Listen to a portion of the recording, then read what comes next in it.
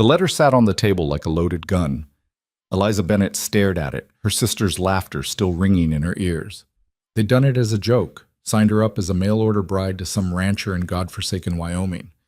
They expected silence, maybe mockery. Instead, he'd said yes. A stranger wanted her, plain, invisible Eliza, the daughter nobody looked at twice. Now she had 72 hours to decide. Stay in this house where she'd always be nothing, or step onto a train heading west into a life that terrified her. Some choices aren't choices at all. They're escapes. If you're watching this, follow Eliza's journey to the end. Hit that like button and comment what city you're watching from. I want to see how far this story travels. The Bennett farmhouse smelled like burned bread and disappointment. Eliza stood at the kitchen window, hands submerged in dishwater that had gone cold an hour ago, watching her sisters parade across the yard in their Sunday dresses. Caroline, the eldest, had her blonde hair pinned in those elaborate curls that took an hour to set. Margaret wore the blue silk that made her eyes look like summer sky. Even Ruth, barely 17, had that effortless grace that made men trip over their own boots at church socials. Then there was Eliza, 23 years old, brown hair that wouldn't hold a curl if her life depended on it. A face her mother once described as pleasant enough, in the same tone people used for overcooked vegetables. Not ugly, just unremarkable, forgettable. The kind of woman people's eyes slid past on their way to something prettier. "Eliza," her mother's voice cut through the kitchen. "Those dishes won't wash themselves." "Yes, ma'am." She scrubbed at a plate that was already clean, watching through the window as Caroline laughed at something their neighbor's son said. Watched him look at Caroline like she was something precious. Nobody had ever looked at Eliza that way. "She's wool gathering again." That was Margaret's voice, drifting in from the parlor. "Honestly, Mother, what are we going to do with her?" "Hush." Their mother's reply was quieter, but Eliza heard it anyway. She'd gotten good at hearing things she wasn't supposed to. "We'll find her something, a widower perhaps, someone who needs a housekeeper more than a wife." The plate slipped from Eliza's hands, clattering into the basin. She steadied herself against the counter, waiting for the familiar ache in her chest to pass. It didn't. That night, her sisters hatched their plan.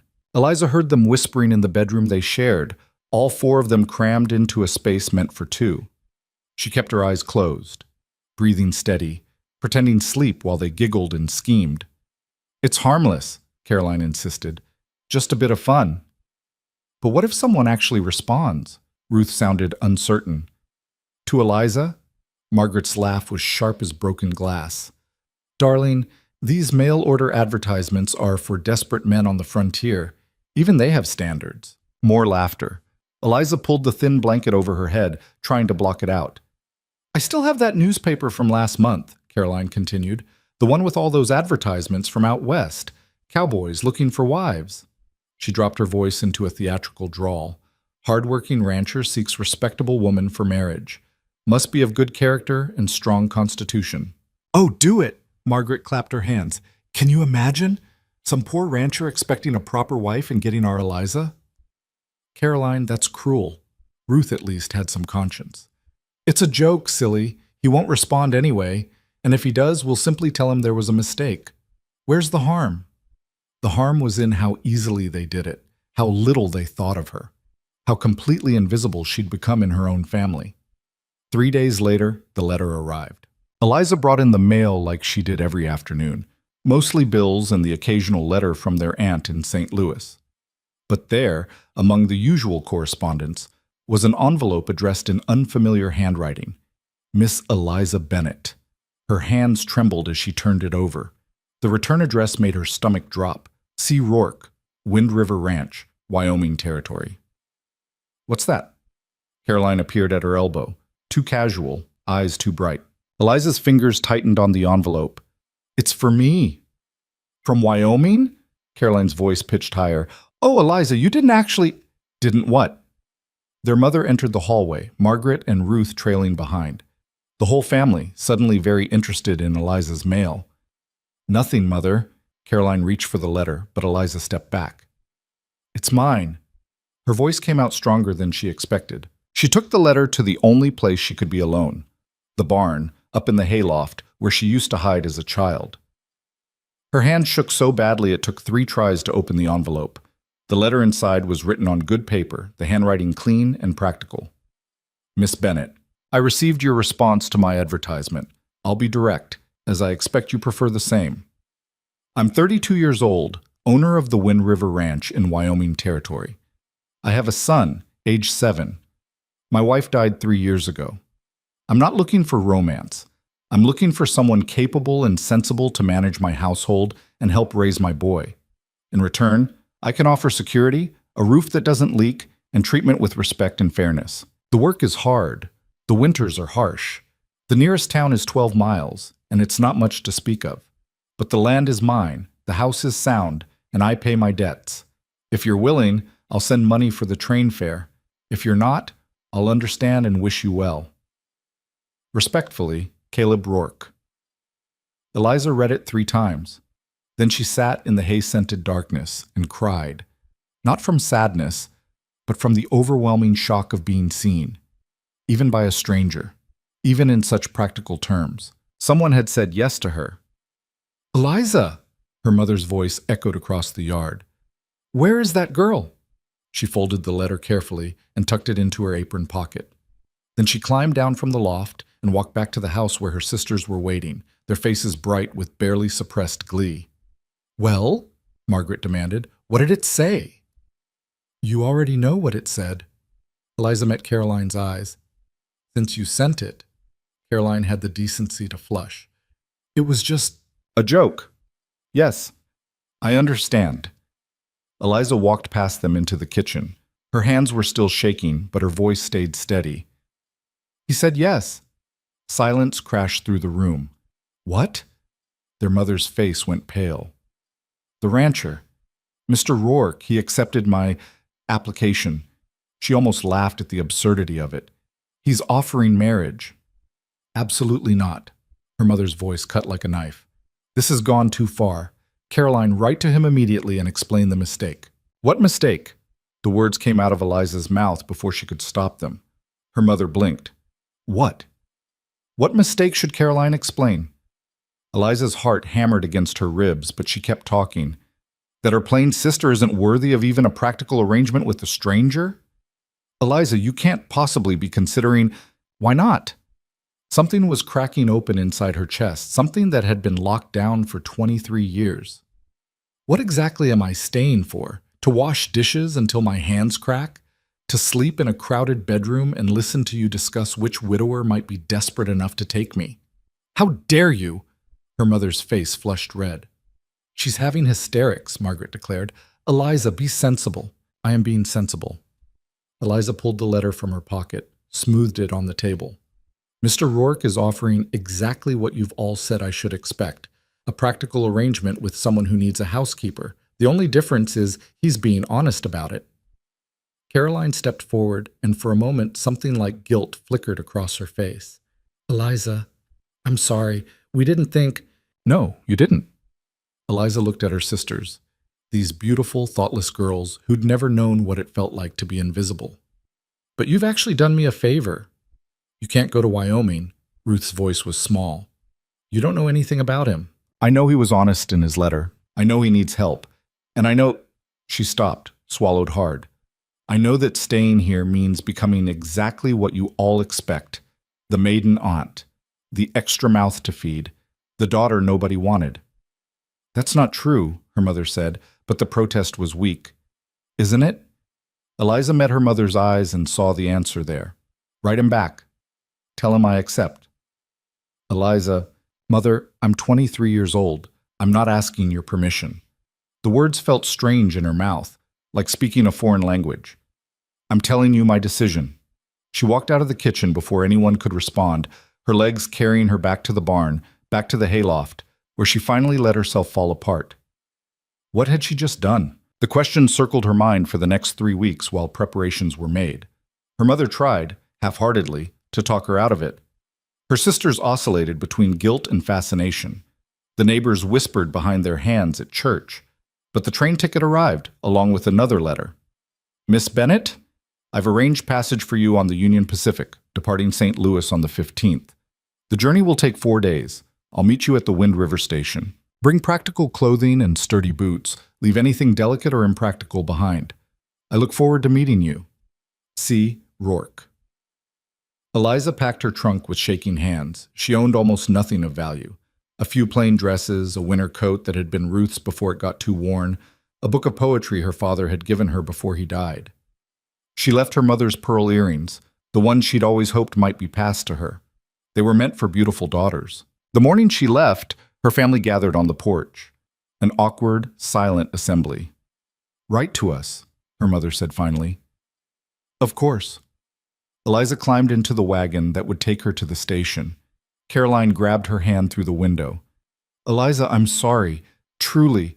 If I'd known you'd actually—" "It's all right." And strangely, it was. "You gave me a way out. I'm taking it."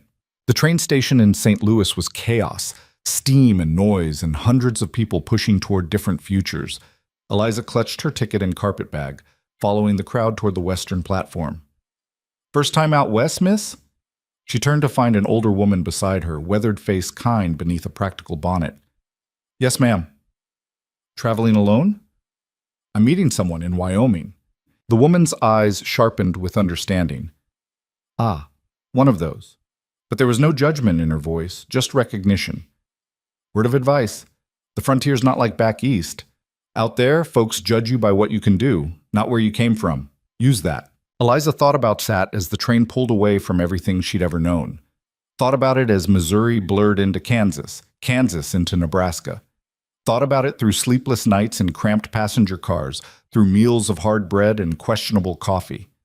The landscape changed, flattened, opened up into something vast and terrifying. On the third day, she sat next to a young mother with two small children. The woman looked exhausted, her dress patched and repatched. "You heading to Wyoming too?" the woman asked. "Yes. Wind River. We're going to Cheyenne. My husband's got work on the railroad." She shifted the baby on her lap. "You got family there?" "I'm getting married." The woman's eyebrows rose. "You know him?" "No." A long pause. Then the woman laughed. Not unkindly, just the laugh of someone who understood desperation. "Well, hell, at least you're honest about it. Most girls make up some romantic story." "There's nothing romantic about it," Eliza said. "He needs a housekeeper and a mother for his son. I need a home. That's the arrangement." "Fair enough." The woman studied her. "You look sensible. That'll serve you better than prettiness out here." She nodded toward the window where endless prairie stretched to the horizon. "This land doesn't care what you look like. It only cares if you survive." The train lurched, and the baby started crying. Eliza found herself holding the woman's other child, a little girl, maybe 3 years old, while the mother settled the infant. "What's your name?" the little girl asked, studying Eliza with solemn eyes. "Eliza. That's pretty." Something loosened in Eliza's chest. "Thank you. Will you have babies with your new husband?" "Sarah!" the mother's face flushed. "That's not polite." But Eliza smiled, genuinely smiled, maybe for the first time since leaving Missouri. "I don't know, maybe. He has a son already."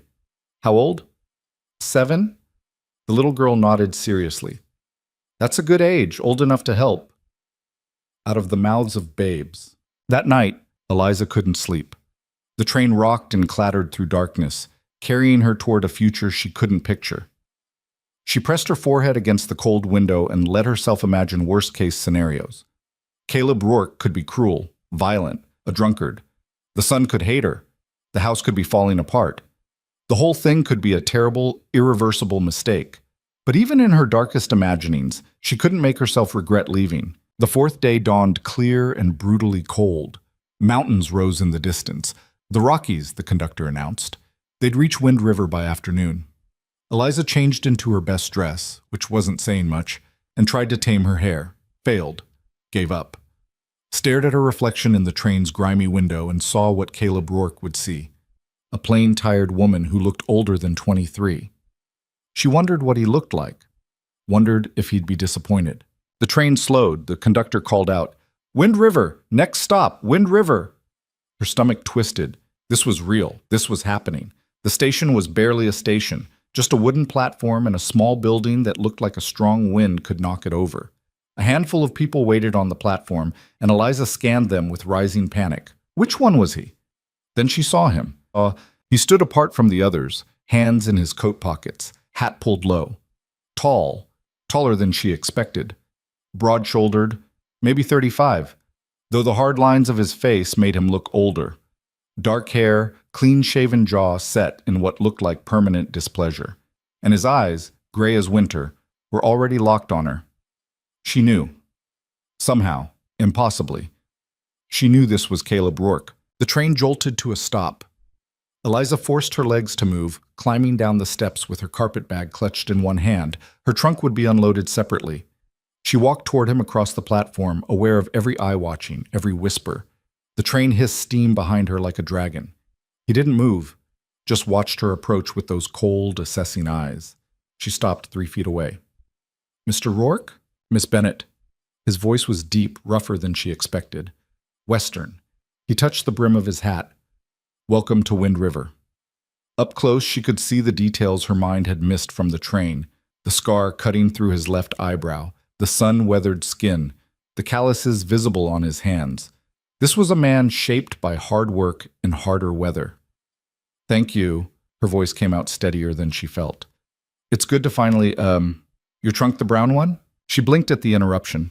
"Yes?" "I'll get it loaded. Wagon's this way." He turned and walked toward the baggage area without waiting to see if she'd follow. Eliza stood there for a moment, feeling the first crack in whatever romantic notion she'd still been harboring. This wasn't a meeting, it was a transaction. Fine. That's what she'd signed up for. She followed him to a sturdy wagon hitched to 2 horses. He loaded her trunk without help, lifted it like it weighed nothing, and secured it with practiced efficiency.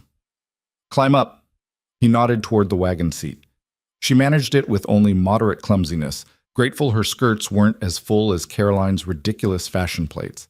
Caleb swung up beside her, taking the reins, and clicked his tongue at the horses. They rolled away from the station in silence. Wind River, the town, consisted of maybe 20 buildings clustered around a main street.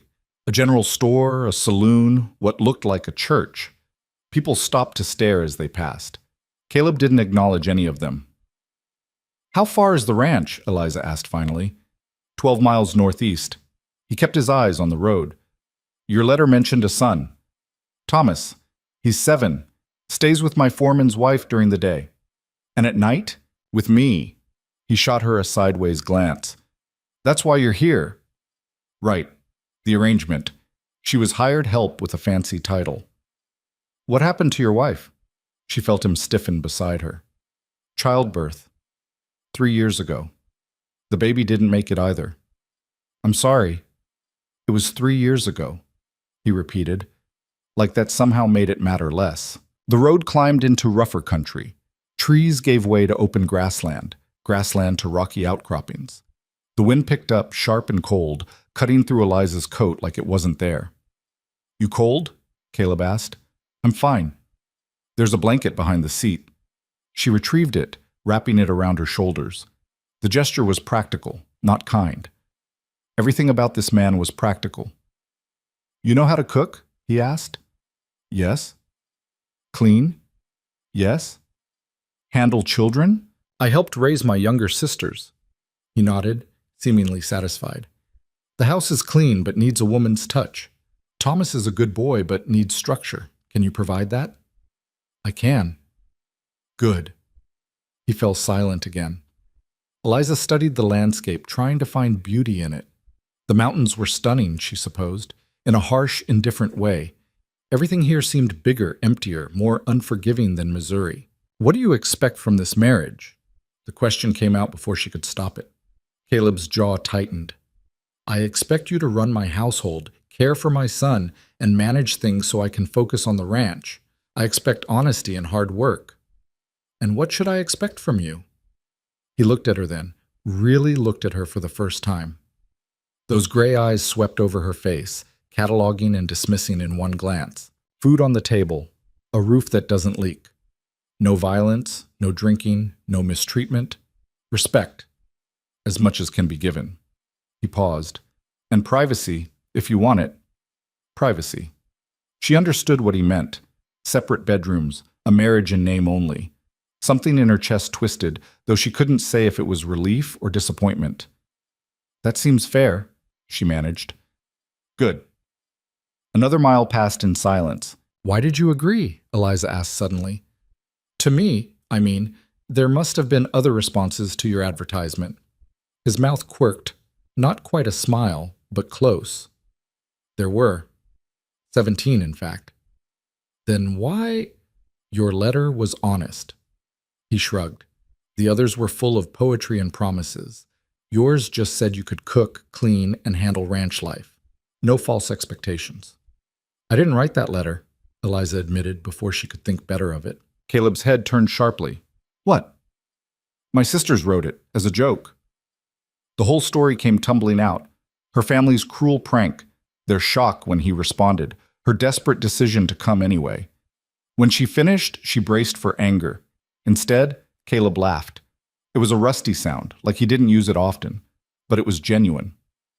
So you're here on a dare, he said. I'm here because I chose to be. Eliza met his eyes. Whatever their intentions were, this is my decision now. He studied her again, and this time she saw something shift in his expression. Not warmth exactly, but maybe respect. All right then. He turned back to the road. We'll make it work. The ranch appeared as they crested a hill, a sprawling operation of corrals, outbuildings, and a two-story house that looked solid and well-maintained. Cattle dotted the surrounding fields. Men worked in the distance, their shouts carrying on the wind. This is it, Caleb said. Wind River Ranch, 2,000 acres, 50 head of cattle, 8 hired hands. Eliza tried to process the scale of it. This wasn't a farm. This was an empire. A small figure burst from the house as they approached. A boy with dark hair and his father's gray eyes, sprinting toward the wagon. Pa! Caleb's entire demeanor changed. His face softened, his posture relaxed. Hey, Tom. The boy skidded to a stop beside the wagon, staring up at Eliza with open curiosity. Is she the new Ma? Miss Bennett, Caleb corrected gently. She'll be staying with us. Hi. Thomas tilted his head. You're not very pretty. Thomas! Caleb's voice sharpened, but Eliza surprised herself by laughing, really laughing. No, I'm not, but I make very good biscuits. The boy's face lit up. Better than Mrs. Garrett's? I guess you'll have to judge that yourself. Come on! He grabbed her hand, tugging her toward the house. I'll show you everything. Eliza climbed down from the wagon, letting this enthusiastic child pull her forward. Behind her, she heard Caleb unloading the trunk, but she didn't look back. The house was bigger inside than it looked. Clean but sparse, functional but cold. No curtains on the windows, no rugs on the floors, no warmth anywhere. It was a house that had forgotten how to be a home. Thomas dragged her from room to room, narrating with the confidence of a tour guide. This is the kitchen. Pa says it needs better storage. This is the parlor. We never use it. This is my room. I have a magnifying glass. This is... He stopped at a closed door. This was my ma's sewing room. We don't go in there. All right, Eliza said softly. He led her upstairs. This is Pa's room, and this... He pushed open another door. This is yours. The room was small but clean, with a narrow bed, a dresser, and a window overlooking the eastern pasture. Someone, Caleb probably, had left a pitcher of water and fresh linens on the bed. It's perfect, Eliza said, and meant it. Footsteps on the stairs announced Caleb's arrival. He set her trunk inside the door. Thomas, let Miss Bennett settle in. Can she make biscuits tonight? We'll see. But there was affection in his voice. Go help Mike with the horses. The boy thunders down the stairs, and then it was just the two of them in this small room. I'll leave you to unpack, Caleb said. Supper's usually around 6, kitchen stocked. Make what you want. All right. He started to leave, then paused. Miss Bennett? Yes? Welcome to Wind River. This time, he almost meant it. After he left, Eliza sank onto the bed, staring at the walls of her new room. Her new life. What had she done? But when she looked out the window at the vast Wyoming sky, something in her chest loosened. Out here, nobody knew she was the plain daughter, the overlooked one, the joke. Out here, she could be anything she chose to become. The first biscuits burned. Eliza stood in the kitchen at 5:30 the next morning, staring at the charred remains in the cast iron pan, and wanted to cry. The stove was different from the one back home, hotter, meaner, with a temperament she hadn't figured out yet. She'd woken before dawn, determined to prove herself useful, and instead had produced something that looked like coal. Those don't look like good biscuits. She spun around. Thomas stood in the doorway, still in his nightshirt, hair sticking up at odd angles. No, Eliza admitted. They don't. He patted across the cold floor and peered into the pan. Pa says the stove runs hot. You gotta watch it. I'm learning that. Can you make more? She looked at the boy's hopeful face and felt something shift inside her. Yes, but you have to help me. His eyes went wide. Really? Really? Get dressed first, though. It's freezing. He disappeared in a flash of bare feet and enthusiasm. Eliza scraped the burned biscuits into the slop bucket and started again, this time adjusting the damper like Thomas suggested when he returned, fully dressed and vibrating with importance.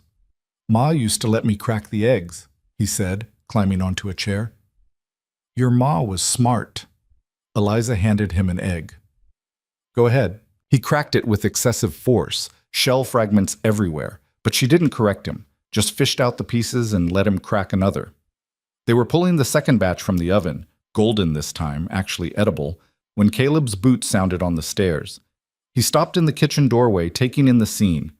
Thomas covered in flour, Eliza's hair escaping its pins, the counter dusted with cornmeal. We made biscuits, Thomas announced. I helped. Caleb's expression didn't change, but something flickered in those gray eyes. I can see that. The first one's burned, Thomas added cheerfully. But Miss Bennett said that's how you learn. She's right. Caleb moved to the coffee pot, poured himself a cup. You get dressed for school? Not yet? Go. Mike's driving you in 20 minutes. Thomas scrambled down from the chair and bolted upstairs. Caleb sipped his coffee, watching Eliza over the rim of the cup. You don't have to get up this early, he said. When should I get up? Whenever you want. You're not a hired hand. No, I'm your wife. The word still felt strange in her mouth. Wives make breakfast. He set down his cup. We had an agreement. I don't expect... Mr. Rourke. She met his eyes. I didn't come here to be useless. If I'm going to live in this house, I'm going to contribute to it. Unless you'd rather I didn't. A long pause. Then the corner of his mouth twitched. The biscuits are fine. It wasn't a compliment exactly, but it wasn't a complaint either. He ate 3 of them with butter and honey, then headed out to the barn. Thomas thundered back down, wolfed down his own breakfast, and disappeared into a wagon with Mike, a grizzled ranch hand who tipped his hat to Eliza but didn't speak. Then the house was empty. Eliza stood in the kitchen, surrounded by dirty dishes and the settling silence, and realized she had no idea what to do next. Back home, there'd always been something: her mother's demands, her sister's messes, the endless cycle of cooking and cleaning for a family of 6. Here, in this big, sparse house, she felt unmoored, purposeless. So she started cleaning. Not because it needed it, Caleb clearly kept things tidy, but because she needed to understand the space. She scrubbed floors that were already clean, reorganized cupboards that were already organized, learned where everything lived. The house revealed itself slowly, well-built but unloved, functional but cold, like Caleb himself. She found his wife's sewing room by accident, the door she'd been told not to open hanging slightly ajar. Inside, everything was exactly as it had been left 3 years ago. Fabric folded on shelves, a half-finished quilt stretched across a frame, a rocking chair by the window. Eliza backed out quickly, closing the door with shaking hands. That afternoon, she walked to the nearest outbuilding, a bunkhouse where the ranch hands stayed. A woman emerged as she approached, wiping her hands on her apron. 40-something, sturdy, with sharp eyes and a sharper tongue. You must be the new Mrs., the woman said. I'm Helen Garrett. My husband Mike works for Caleb. Eliza Bennett. Eliza Rourke, I suppose. Suppose is right. Helen looked her up and down. You settling in? Trying to. Helen's expression was unreadable. Come in. I'll make coffee. The bunkhouse was smaller than the main house, but warmer somehow, lived in. Helen poured coffee into chipped mugs and sat across from Eliza at a scarred wooden table. How much did Caleb tell you about his wife? Helen asked bluntly. Just that she died in childbirth. Sarah, pretty little thing, delicate, came from Denver, thought ranch life would be romantic. Helen's mouth twisted. It ate her alive. She hated it here. The isolation, the work, the cold. Hated Caleb for bringing her. By the end, they barely spoke. Eliza's hands tightened around her mug. Why are you telling me this? Because you should know what you're walking into. Caleb's a good man, but he's broken in ways he won't admit. And this place, she gestured at the window, at the endless prairie beyond. This place doesn't forgive weakness. I'm not weak. Didn't say you were. Helen studied her. But you're not what I expected either. Most mail-order brides come in with stars in their eyes.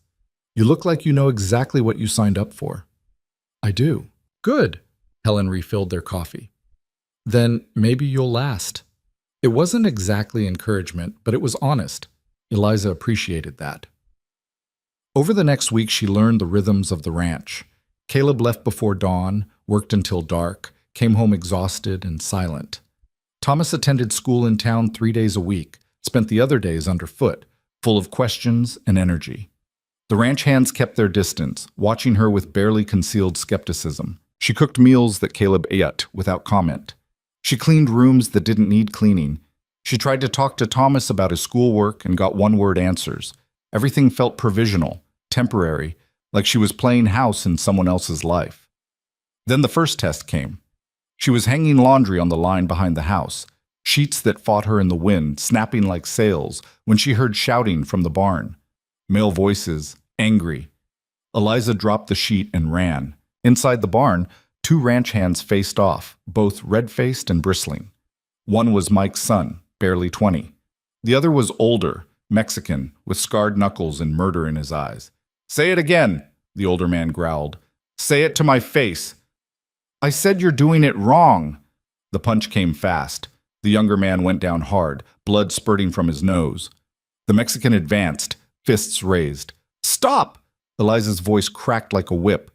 Both men froze, turning to stare at her. Mrs. Rourke. The Mexican, his name was Javier, she remembered, straightened. "This doesn't concern you. You're fighting in my husband's barn. It concerns me." She stepped between them, heart hammering. "What's this about?" "He called me." "I don't care what he called you." She looked at the younger man, still on the ground. "Get up. Go to the house. Helen will fix your nose." "I'm not taking orders from your employer's wife?" She raised her eyebrows. "Yes, you are. Go." He went, shooting Javier a poisonous look. Eliza turned to Javier. "And you. If you have a problem with how someone's working, you tell Caleb. You don't use your fists." Javier's jaw worked. "With respect, ma'am, you don't understand how things work here." "Then explain it to me." He blinked, clearly not expecting that. "What?" "Explain what I don't understand." "I'm listening." A long pause. Then, grudgingly, "The kid's green, doesn't listen, does things his own way and screws up the work for everyone." "So teach him." "I've tried. Try harder." She held his gaze. "You're what, 15 years older than him? More experienced? Then act like it. Fighting him just makes you both look like children." Something shifted in Javier's expression. Not quite respect, but maybe the beginning of it. "Yes, ma'am. Good." She turned to leave, then stopped. "And Javier? Thank you for not hitting him again." "Ma'am?" "You could have. You were angry enough, but you stopped when I asked. That took control." She left him standing there stunned and walked back to the house on legs that shook so badly she could barely stand. What had she just done? She had no authority here, no right to give orders. She was the mail-order bride, the outsider, the woman nobody wanted. But when Caleb came home that night, Mike was waiting for him on the porch. Eliza listened from the kitchen, hands stilled in dishwater. "Your wife broke up a fight today," Mike said. "Javier and my boy." Silence. Then, "Anyone hurt?" "Just pride." She handled it. Sent them both packing with their tails between their legs. "She did?" Caleb's voice was neutral, unreadable. "Yes, sir. Thought you should know." Footsteps. The front door opening. Caleb appeared in the kitchen doorway, still in his work clothes, dusty and tired. Mike says you stopped a fight. Eliza kept washing dishes. They were being stupid. I told them to stop. And they listened? Eventually. He moved into the room, leaned against the counter. You didn't have to do that. They were fighting in your barn. Someone had to. Most women would have run the other way. She looked at him then, meeting those gray eyes. I'm not most women. Something flickered across his face. Surprise, maybe, or reassessment? No, you're not. He left without saying more, but that night at dinner, he asked her opinion on which fields to plant for winter wheat. It was a small thing, easily missed, but Eliza noticed. The next day, Javier tipped his hat when he saw her. The day after that, 2 of the other ranch hands actually spoke to her, just, "Morning, ma'am," but it was something. She was becoming real to them, visible. But the town was a different story. Helen convinced her to come to the Sunday social at the church. You need to meet people, she insisted, despite Eliza's protests. So Eliza wore her best dress, which still wasn't very good, and let Caleb drive her and Thomas into Wind River. The church was a simple building, white-painted and earnest. Inside, it was packed with people who all turned to stare when Eliza entered. That's her, someone whispered. The mail-order bride. Poor thing, plain as flour. I heard she answered an advertisement, desperate. Eliza kept her chin up, following Helen to a pew. Caleb sat on her other side, Thomas between them, seemingly oblivious to the whispers. After the service, the women descended. Mrs. Rourke! A blonde woman in an elaborate hat smiled with too many teeth. I'm Mrs. Patterson. Welcome to Wind River. Thank you. It must be quite an adjustment coming from, where was it? Missouri. Oh, Missouri. Like it was another planet. Well, Wyoming is certainly different, rougher. Not everyone adapts. Her eyes swept over Eliza's plain dress, her work-roughened hands. But I'm sure you'll do your best. Other women clustered around, all false smiles and sharp eyes. They asked invasive questions wrapped in politeness. How did she meet Caleb? Was she close to her family? Did she have much experience with children? Eliza answered with the minimum required, feeling herself shrinking under their scrutiny. This was worse than her sister's mockery. At least that had been honest cruelty. This was death by 1,000 cuts, each one delivered with a smile. I think it's wonderful, a young woman said brightly. How brave of you to come all this way for a stranger, very practical. The word landed like a slap.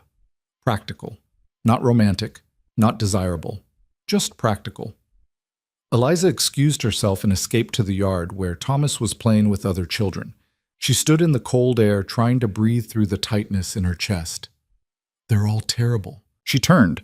A woman stood there, older than Eliza, maybe 40, with graying hair and kind eyes. I'm sorry, Eliza said. The church ladies. They're terrible gossips with nothing better to do than pick apart anyone new. The woman held out her hand. I'm Dr. Margaret Chen. I run the medical practice here. You're a doctor. Surprised? Dr. Chen smiled. Most people are. Chinese woman doctor in Wyoming. I'm the town scandal. Or I was until you showed up. Despite everything, Eliza laughed. I'm Eliza. I know. And I know what they're saying about you. Dr. Chen's expression sobered. Ignore them. Half of them married for money, the other half for land. At least you're honest about your arrangement.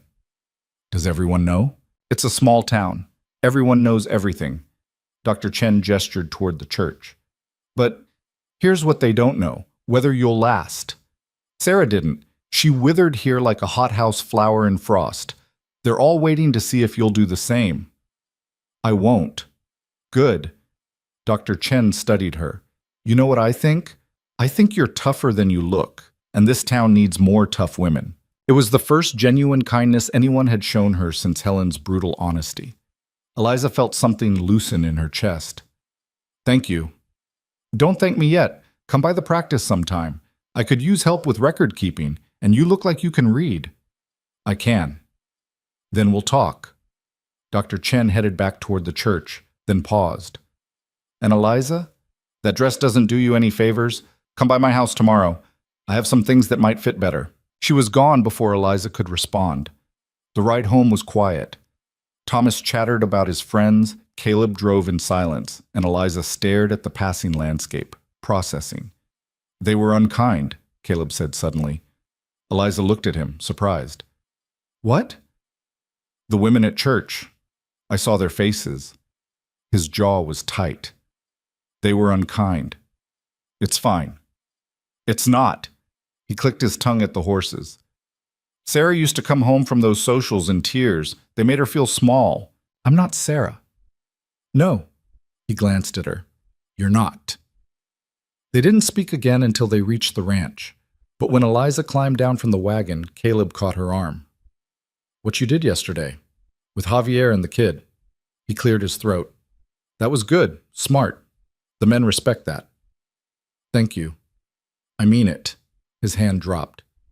You're doing well here. Better than, well, you're doing well. It wasn't poetry, but coming from Caleb Rourke, it felt like a victory. That night, after Thomas was in bed, Eliza sat in the kitchen darning socks by lamplight. Caleb came in, poured himself coffee, and sat across from her. Can I ask you something? He said. Of course. Why did you really come here? She set down the sock. I told you, my sisters. I know what your sisters did. I'm asking why you said yes. He leaned forward. You could have refused. Could have stayed in Missouri. Found someone local eventually. Why get on a train to nowhere for a man you'd never met? Eliza thought about lying, making it sound noble or romantic. But Caleb deserved honesty. Because in Missouri, I was invisible, she said quietly. I was the plain daughter, the extra mouth, the one nobody wanted. Every day reminded me of what I wasn't, pretty enough, charming enough, worth enough. She met his eyes.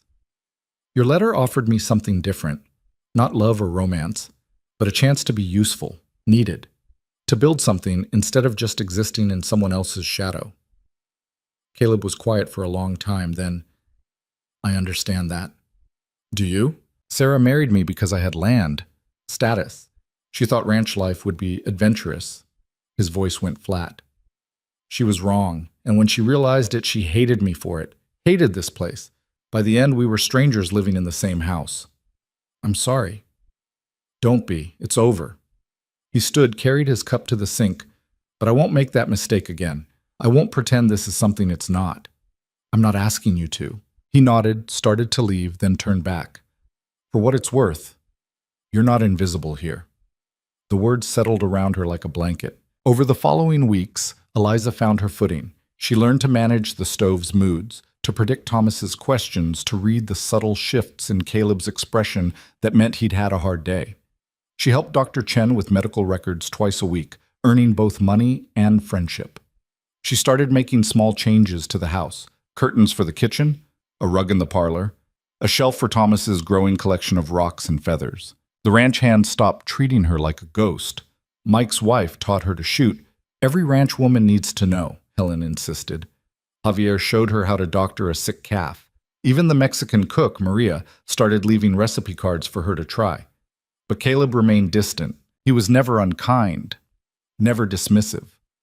But there was a wall around him that Eliza couldn't breach. They ate meals together, discussed Thomas's schooling, coordinated household needs, but they never talked about anything real, never touched, except by accident. At night, Eliza lay in her narrow bed and listened to him move around in his room across the hall. So close, so unreachable. She told herself it didn't matter. This was the arrangement, but some treacherous part of her heart wanted more. Then November came, and with it, the first real cold. Eliza woke one morning to frost thick on the windows and Thomas's excited shouts. Snow! Miss Eliza, it's snowing! She wrapped a shawl around her shoulders and looked out. The world had transformed overnight, white and clean and brutally beautiful. Get dressed warm, she called to Thomas. Extra socks. By the time she made it downstairs, Caleb was already bringing in extra firewood. Storm's coming, he said. Real one. Mike heard it from the telegraph operator in town. How bad? Bad enough. We're moving the cattle to the near pastures, securing the outbuildings. You should stock up. Food, water, medical supplies. We might be stuck inside for days. Eliza spent the morning preparing. She baked bread, made stew, filled every container with water. Helen came by with extra blankets and advice. Keep the fires going, she said. And if the wind gets too bad, don't go outside. People get lost 20 feet from their own doors in whiteouts. Is it really that dangerous? Helen's expression was grim. Last year, the Pattersons' youngest son went to check on the chickens during a storm. They found him 3 days later, frozen to death 50 yards from the coop. So yes, it's that dangerous. The storm hit at dusk. 1 minute, snow was falling gently. The next, the wind rose to a scream and the world disappeared into white chaos. Eliza stood at the window, watching the barn vanish behind sheets of snow. Is Pa coming back? Thomas's voice was small. Of course he is. But Eliza's heart hammered. Caleb and the ranch hands were still out there, somewhere, bringing in the last of the livestock. An hour passed. Then 2. Thomas fell asleep on the sofa, wrapped in blankets. Eliza kept the fire burning, the coffee hot, her eyes on the door. Finally, it burst open. Caleb stumbled in, followed by Javier and Mike, all 3 of them crusted with ice and snow. Everyone's accounted for, Caleb said, his voice rough. Stock secured. We're set. Eliza helped them out of their frozen coats, poured hot coffee, brought the stew she'd kept warming. The men ate in exhausted silence. Then Mike and Javier headed to the bunkhouse. Caleb sat by the fire, thawing out, while Eliza checked on Thomas. He was worried, she said quietly, sitting across from Caleb. I know. Caleb's hands were wrapped around his coffee cup, shaking slightly. I tried to get back sooner. You're here now. That's what matters. He looked at her then, really looked, like he was seeing something new. You were worried too. It wasn't a question. Yes, Eliza admitted. Why? Because... She stopped, searching for words that wouldn't reveal too much. Because Thomas needs you. The ranch needs you. Is that all? The question hung between them, heavy with possibility. Before Eliza could answer, Thomas stirred on the sofa, mumbling in his sleep. The moment broke. I should get him to bed, she said, standing. Eliza. Caleb's voice stopped her. Thank you. For today. For everything.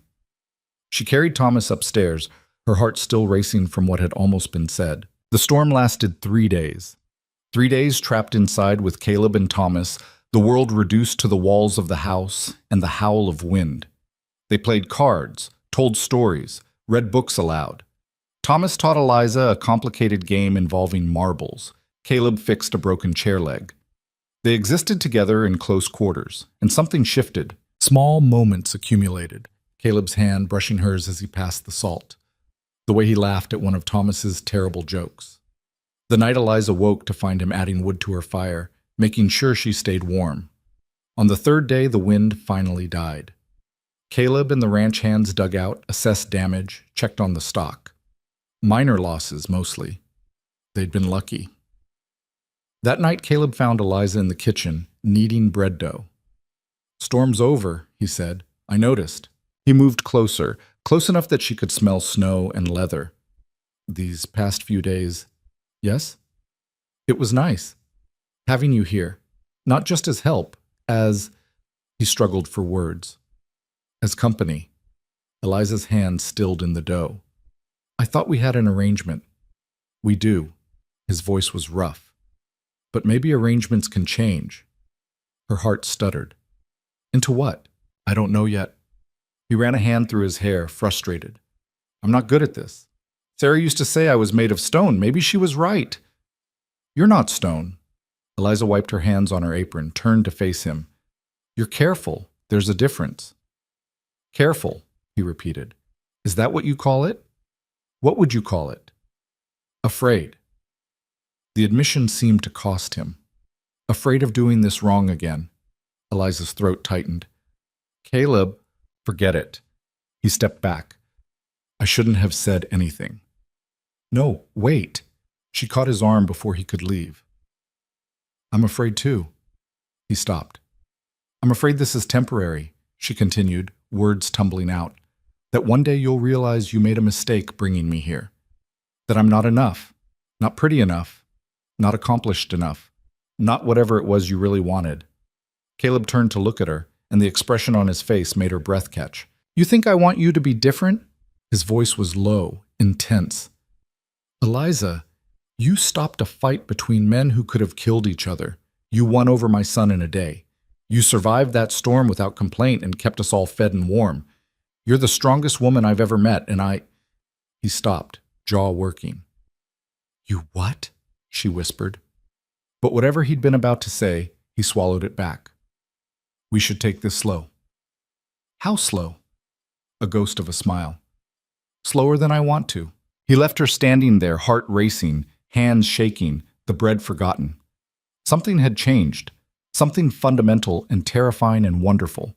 The arrangement was becoming something else.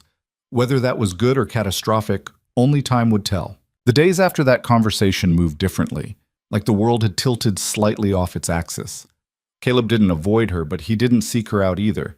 They existed in a strange limbo, closer than strangers, not quite anything else. December brought colder weather and longer nights. Thomas made paper chains for the holidays, draping them across the parlor while chattering about what he hoped to find under the tree. Eliza threw herself into preparations, baking, cleaning, sewing a new shirt for Thomas from fabric Dr. Chen had given her, and trying not to think about Caleb's unfinished sentence. She was in the kitchen one afternoon, elbow deep in pie dough, when Helen burst through the door without knocking. There's trouble, Helen said, breathless. Patterson's making moves. Eliza wiped her hands. What kind of moves? The land kind. He's been buying up notes from the bank, calling in debts. Got the Morrison Ranch last week, paid half what it was worth. Now he's sniffing around here. Why would he want this ranch? Water rights. The Wind River runs straight through Caleb's land. Patterson's been trying to get control of it for years. Helen's face was grim. He made Sarah miserable back when she was alive. Kept suggesting Caleb sell, kept pointing out how hard ranch life was for her. I think he hoped she'd convince Caleb to give up. But she died. Yes. And Caleb's held on ever since, out of pure stubbornness, if nothing else. Helen grabbed Eliza's shoulders. Listen to me. Patterson's a snake. He'll smile and act friendly, but he's looking for weakness. Don't give him any. I won't. Helen studied her face. You care about this place. It wasn't a question, but Eliza answered anyway. Yes. Good. Because Caleb needs someone in his corner who isn't afraid to fight. Patterson showed up 2 days later. Eliza was hanging laundry when she heard the horse, a fine black gelding that probably cost more than her entire wardrobe. The rider was equally fine, tall, silver-haired, dressed like he was attending a gentleman's club instead of visiting a working ranch. Mrs. Rourke. His smile was all teeth. Harold Patterson. I own the Triple P, south of here. Mr. Patterson. She didn't offer her hand. My husband's out with the stock. Actually, I came to see you. He dismounted, moving closer. I wanted to welcome you properly to the territory. My wife was quite taken with you at church. Liar. His wife had been one of the worst gossips. That's kind, Eliza said neutrally. I also wanted to express my condolences about your situation. Her hand stilled on the clothesline. My situation? Coming all this way only to find yourself on a struggling ranch with a difficult man. His voice dripped false sympathy. It can't be easy. The ranch isn't struggling, isn't it?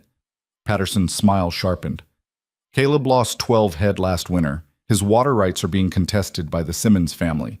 And between you and me, the bank's getting nervous about his loans. I don't discuss my husband's business with strangers. Of course not. But as a friend, and I hope we can be friends, Mrs. Rourke, I feel obligated to mention that I'd be happy to make Caleb a fair offer. Take this burden off his shoulders. Give him a chance to start fresh somewhere easier. There it was, the real reason for his visit. This ranch isn't for sale, Eliza said. Everything's for sale at the right price. Patterson moved closer, and she smelled expensive cologne mixed with something rotten underneath.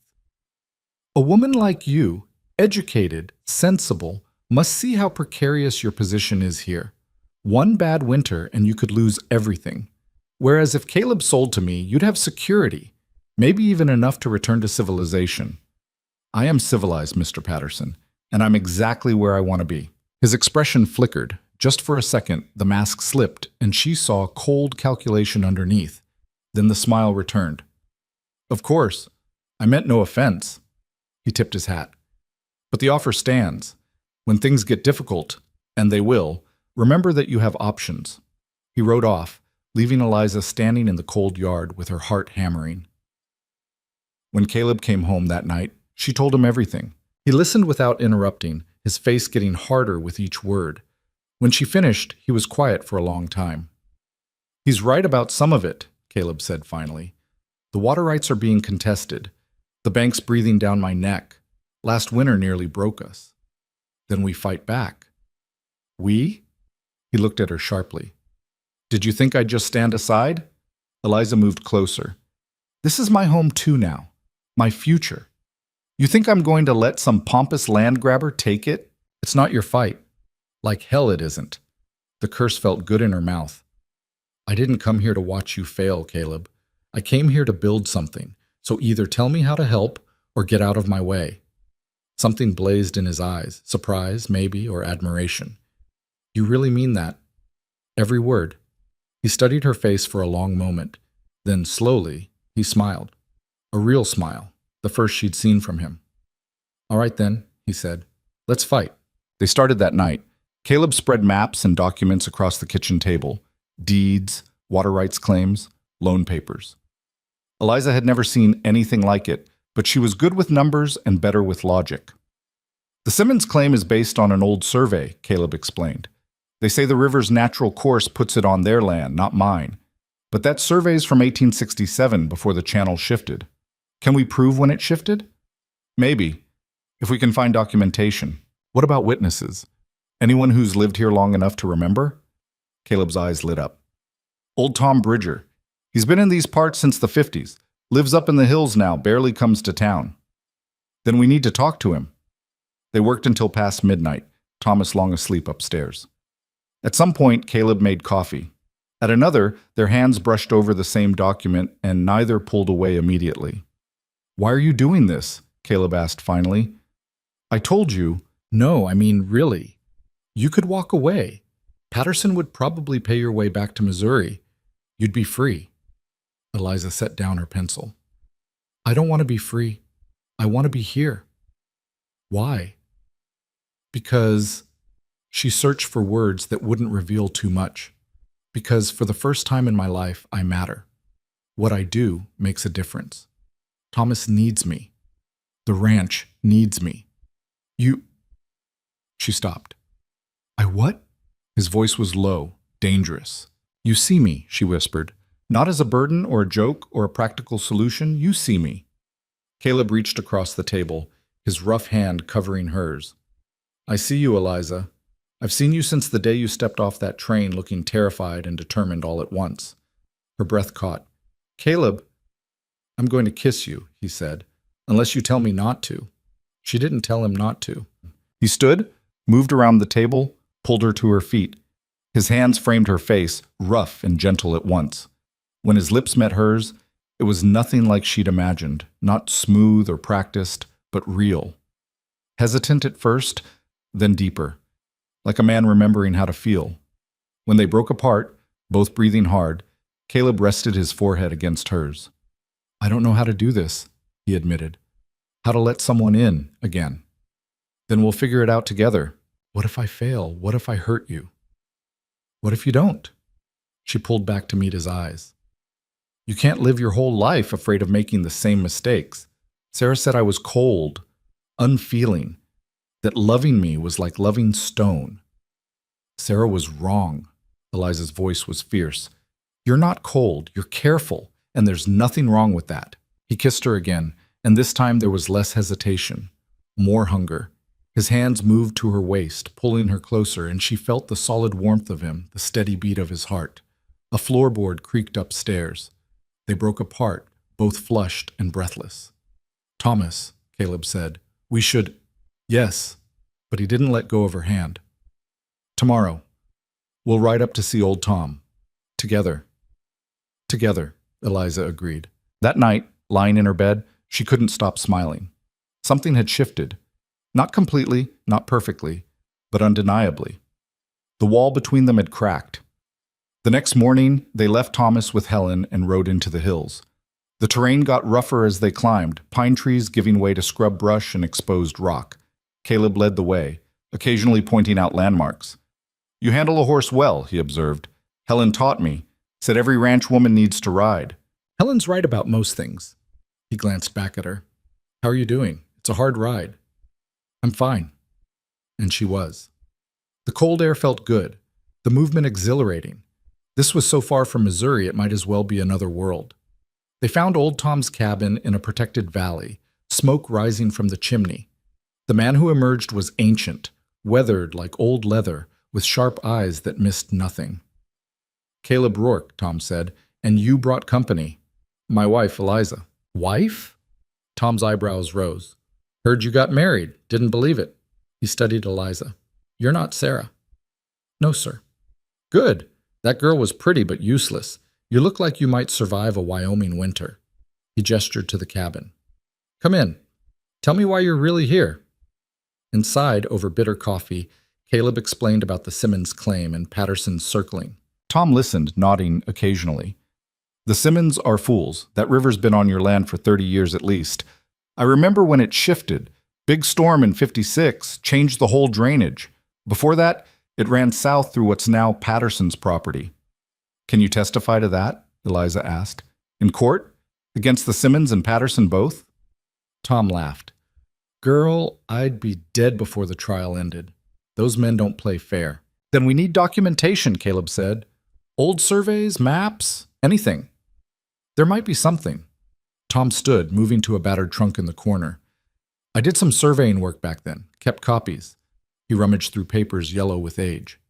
"Here, map from 1855 showing the original river course. And here, notes from the Army Corps about the flood damage in '56. Eliza's heart leaped. "This is perfect. If it holds up in court." Tom handed over the documents. "But you're fighting powerful men, Caleb, Patterson especially. He doesn't like losing." "Let him not like it," Caleb said grimly. "I'm not giving up my land." They rode back as dusk was falling, the documents safely wrapped in oilcloth. Eliza's mind was already working through the next steps, filing the evidence, finding a lawyer, building their case. "You're good at this," Caleb said suddenly. "At what?" "Strategy, problem solving. Sarah used to panic when things got difficult. You get focused." "Panic doesn't help anything." "No." He slowed his horse, waiting for her to draw alongside. "Eliza, about last night, don't." She cut him off, then softened her voice. "Don't apologize or take it back, please."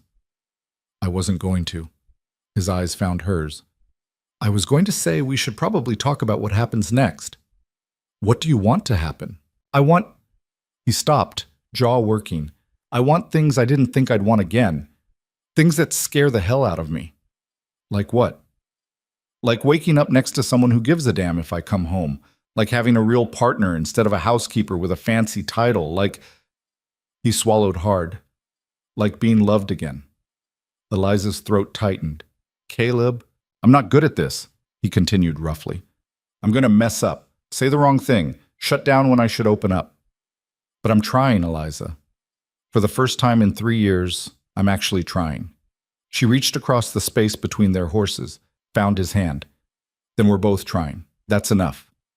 They rode the rest of the way in comfortable silence, hands linked, something settling between them that felt like the beginning of truth. But when they reached the ranch, trouble was waiting. The main barn was burning. Flames climbed into the darkening sky, men running with buckets, horses screaming in panic. Caleb spurred his mount forward, Eliza right behind him. "What happened?" Caleb shouted at Javier, who was leading horses out of danger. "Don't know. The whole thing went up at once." They fought the fire for hours. Bucket brigades from the well, wet blankets smothering smaller flames, men risking their lives to save the animals. By the time they got it under control, the barn was a smoking ruin. Caleb stood staring at the wreckage, his face like carved stone. "Could have been an accident," Mike said quietly. "Lantern knocked over, maybe." "Or it could have been Patterson," Javier added, "sending a message." "You have proof?" Caleb's voice was dangerous. "No, but—" "Then we don't make accusations." Caleb turned away. "Salvage what you can. We'll rebuild." The men dispersed slowly. Eliza approached Caleb, who stood with his back to her, shoulders rigid. "Talk to me," she said softly. "Nothing to talk about." Caleb, "I said there's nothing to talk about." He spun to face her, and she saw the fury in his eyes, and beneath it, fear.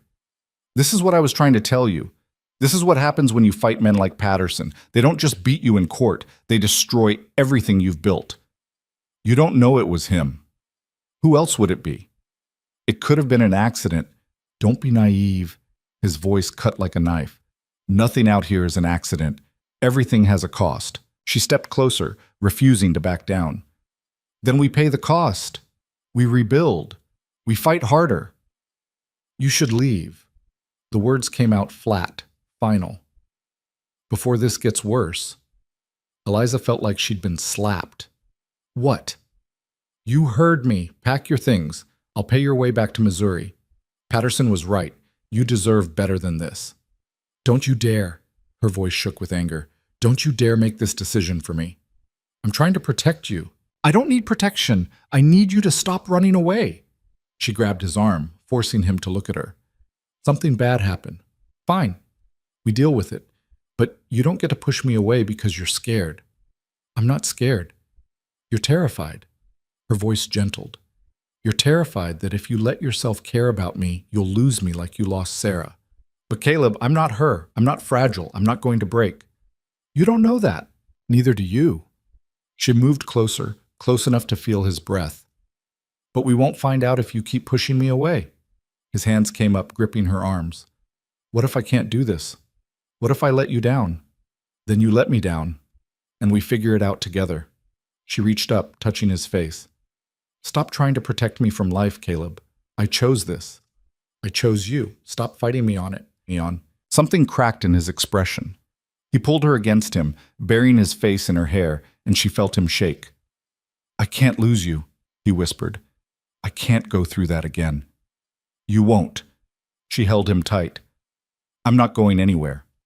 They stood there in the wreckage, holding each other while smoke drifted around them, and Eliza felt something fundamental shift. This wasn't just attraction anymore. This was deeper, more complicated, more real. When they finally pulled apart, Caleb's eyes were wet.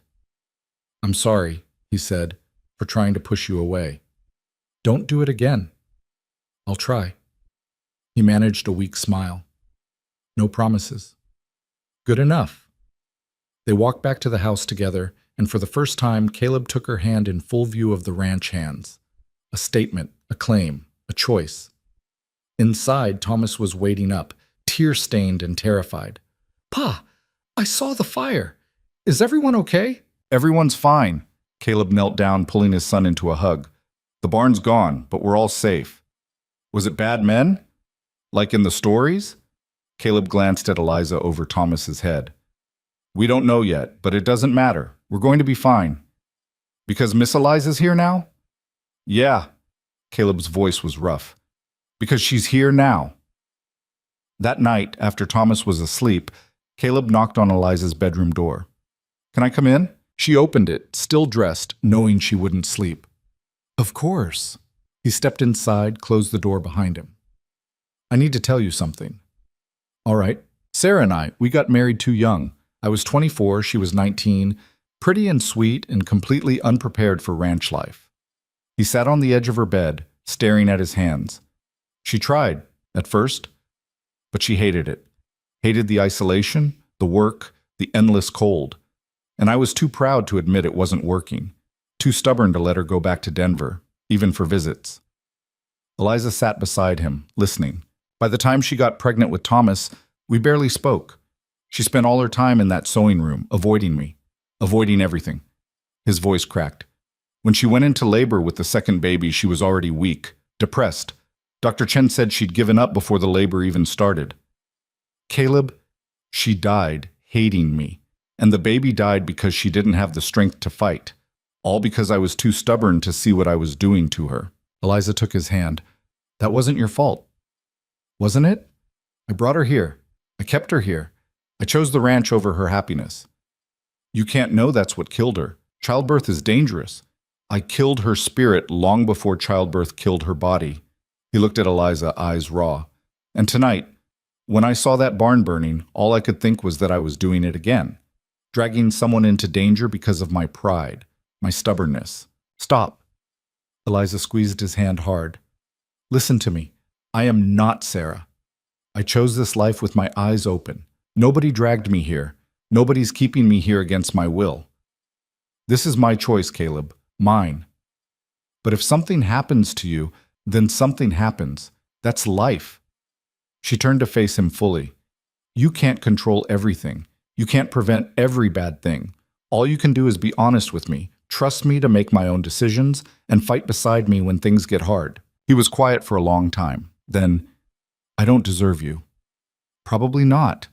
She smiled. But you're stuck with me anyway. He kissed her then, desperate and grateful and full of everything he couldn't say. She kissed him back, pouring all her own fears and hopes into it. When they broke apart, both breathing hard, his forehead rested against hers. Stay with me tonight, he whispered. Just stay. She did.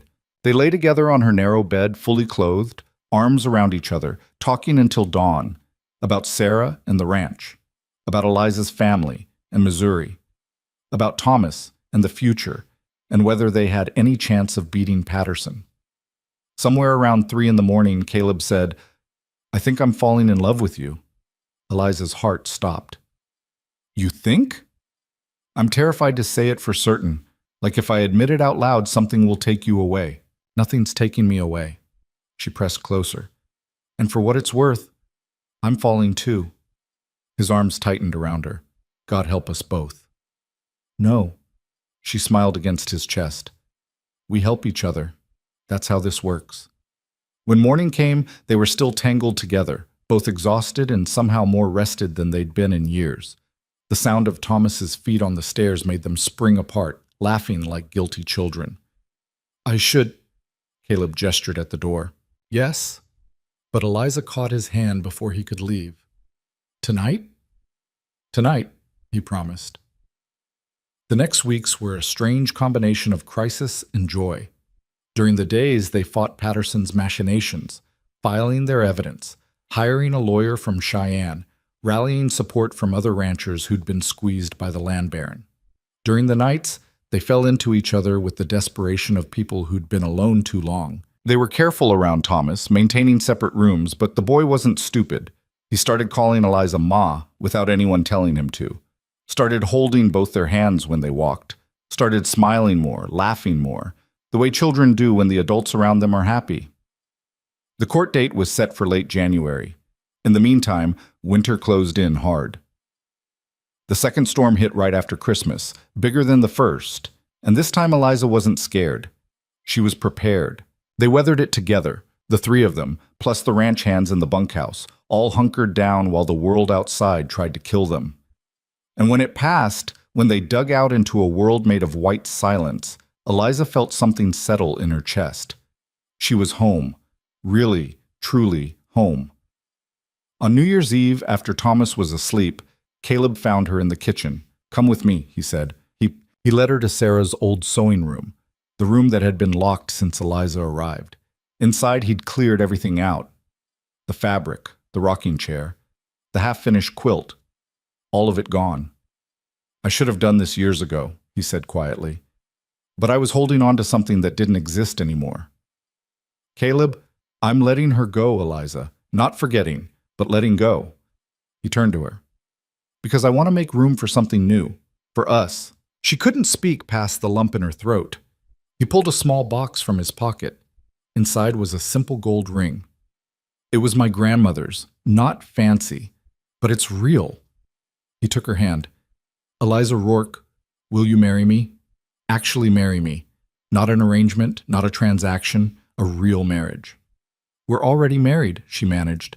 In name, I'm asking for more than that. His eyes searched hers. I'm asking for everything. Your heart, your trust, your future. Will you give them to me? Yes. The word came out choked with tears. Yes, you stubborn, impossible man. Yes. He slipped the ring on her finger, and it fit perfectly. Then he kissed her, and outside the wind howled, but inside they were warm. They'd stopped pretending, stopped holding back. What began as desperation had become something neither of them expected, something worth fighting for. The courthouse in Cheyenne was bigger than Eliza expected, imposing stone walls and high windows that let in gray winter light. She sat in the gallery beside Helen, hands folded in her lap, watching Caleb confer with their lawyer at the front table. Patterson sat across the aisle, flanked by two attorneys in expensive suits, looking supremely confident. "He thinks he's already won," Helen whispered. "Let him think that," Eliza replied. The judge entered, a stern woman in her 60s named Morrison, and the room fell silent. Eliza had done her research. Judge Morrison had a reputation for fairness and zero tolerance for theatrics.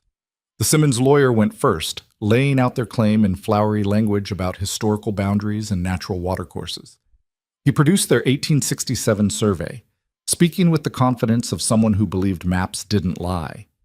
Then it was their turn. Their lawyer, a sharp young man named Davis from Cheyenne, stood and began methodically dismantling the Simmons case. He presented Old Tom's maps showing the river's original course, the Army Corps documentation of the 1856 flood, and testimony from 3 other longtime residents who corroborated the timeline. "The river shifted 30 years ago," Davis said clearly. "The Simmons claim is based on outdated information. The current channel has run through the Rourke property for 3 decades. That makes it legally his." Patterson's lawyer objected, something about adverse possession and prior rights. Judge Morrison shut him down with a look that could freeze fire. "I'll hear from Mr. Bridger," she said. Old Tom took the stand, looking uncomfortable in his Sunday clothes, but speaking with the authority of someone who'd seen it all. He described the flood in precise detail, marked dates on maps, never wavered under cross-examination. "And you're certain about these dates?" the Simmons lawyer pressed. "Son, I was surveying this territory before you were born. I'm certain." A ripple of laughter ran through the gallery. Judge Morrison's mouth twitched. When Tom stepped down, Eliza caught Caleb's eye. He looked tense, wound tight as wire, but he managed a small nod. The judge called for a recess. Eliza followed Caleb and Davis into a small conference room. "How are we doing?" Caleb asked. "Better than expected." Davis shuffled papers. "Tom was excellent. Their case is falling apart." "Patterson looks too calm," Eliza said. "He's planning something." Both men turned to look at her. "What makes you say that?" Davis asked. "Because he's a snake. And snakes don't give up just because they're losing." She looked at Caleb. "What else does he have on you? Debts? Contracts? Anything he could use?" Caleb's face went carefully blank. "There's the bank loan." "What about it?" "It's due in March, $15,000. Eliza's stomach dropped. "Can we pay it?" "If we have a good spring calving season and cattle prices hold, maybe. And if we don't, the bank forecloses. Patterson's been buying up debt from the bank for months. If they foreclose, he buys the note and takes the ranch anyway." Eliza finished. "That's his backup plan." Davis swore softly. "He's boxing you in. Win or lose here, he still gets what he wants." "Not if we pay off the loan first," Eliza said. "With what money?" Caleb's voice was flat.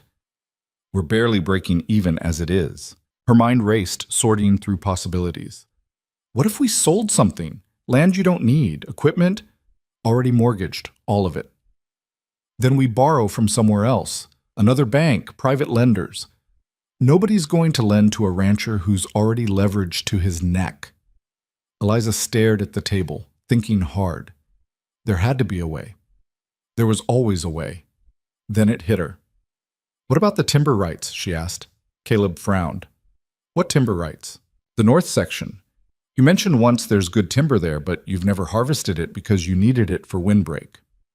That timber's worth maybe $2,000-3,000. Not nearly enough." "But what if we sold the rights, not the timber itself? Lease them to a logging company for controlled harvest." She turned to Davis. "That's legal, right? We keep the land, they pay us for access?" Davis's eyes lit up. "Yes, and timber rights can be quite valuable if there's good access to rail." "The northern section borders the rail line," Caleb said slowly. "I never thought about—" "How fast can we arrange it?" Eliza asked Davis. "If I make some calls, maybe a week to get bids." "Do it." She looked at Caleb. "We're not giving Patterson the satisfaction." Something fierce and proud flashed across Caleb's face. No, we're not, court resumed. The judge heard closing arguments, then announced she'd deliver her decision in 3 days. They filed out into the cold afternoon, and Eliza saw Patterson watching them from across the courthouse steps. He approached with that snake oil smile. Rourke, Mrs. Rourke, hell of a case you put on. Thank you, Caleb said neutrally. Of course, even if you win, there's still the matter of that bank loan. Patterson's smile widened. March is coming faster than you think. We'll manage, Eliza said before Caleb could respond. Will you? Patterson's eyes moved over her, assessing and dismissing. You're a clever woman, Mrs. Rourke. Cleverer than poor Sarah, certainly, but cleverness doesn't pay bills. No, Eliza agreed, but it finds solutions. You should remember that. She took Caleb's arm and walked away, feeling Patterson's eyes on her back. On the train ride home, Caleb was quiet. Eliza sat beside him, watching snow-covered landscape roll past, thinking through numbers and possibilities. You didn't have to do that, Caleb said finally. Do what? Stand up to Patterson. That's my fight. It's our fight. She squeezed his hand. Get used to it. He was quiet for another moment, then, the timber rights idea. That was smart. Let's hope it works. Even if it doesn't, he turned to look at her. You were magnificent today. Watching you think your way through problems, refuse to back down. I've never seen anything like it. Heat crept up her neck. I'm just doing what needs doing. No, you're doing what I should have done years ago, fighting instead of just enduring. His hand tightened on hers. You've changed everything, Eliza. The ranch, Thomas, me. Everything's different now. Better different or worse different? Better. So much better it scares me. She leaned her head on his shoulder. Good. We can be scared together. Davis worked fast. Within a week, he'd arranged meetings with 3 logging companies. The best offer came from a Denver outfit, $5,000 up front for 10-year harvest rights, with royalties on timber sold. Combined with their savings and a small loan from Dr. Chen, who turned out to have money put aside and a soft spot for stubborn women, they could cover the bank payment. The judge's decision came down on a Friday. Water rights belonged to Caleb Rourke, based on the current river course and 30 years of continuous use. The Simmons claim was denied. They celebrated that night with a small dinner, Caleb, Eliza, Thomas, and the ranch hands. Nothing fancy, just roasted chicken and potatoes, and a sense of having won something that mattered. Does this mean we get to keep the ranch? Thomas asked, gnawing on a drumstick. Yes, Caleb said, we keep it. Because Ma's smart?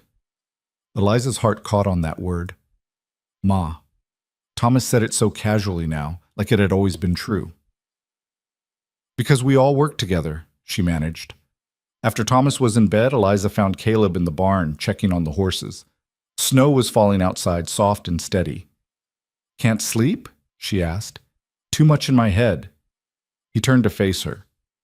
I keep thinking about what you said to Patterson, that cleverness finds solutions. So you found solutions I never would have seen. The timber rights, the way you handled the ranch hands, even standing up to those church women. He moved closer. You're not just surviving here, Eliza. You're thriving. And you're making everyone around you better. I'm making mistakes too. Helen had to show me 3 times how to preserve meat properly. I burned an entire batch of bread last week. I'm not talking about bread. He cupped her face in his hands. I'm talking about this. Us. The way you've taken this broken house and made it a home. The way you look at Thomas like he's yours. The way you fight for this place like it matters. It does matter. To you, maybe. But why? You could have had an easier life. Married someone in Missouri who'd treat you like a lady, give you a comfortable home. I don't want comfortable. The words came out fierce. I want this. The work, the struggle, the challenge. I want to build something that matters. I want... She stopped, searching for words. What? His voice was low, intense. I want to be more than I was. She met his eyes. In Missouri, I was nobody. The forgotten daughter. But here I'm needed. Important. I make decisions that affect people's lives. And yes, it's hard and scary, and sometimes I have no idea what I'm doing, but I'd rather fail at something meaningful than succeed at being invisible.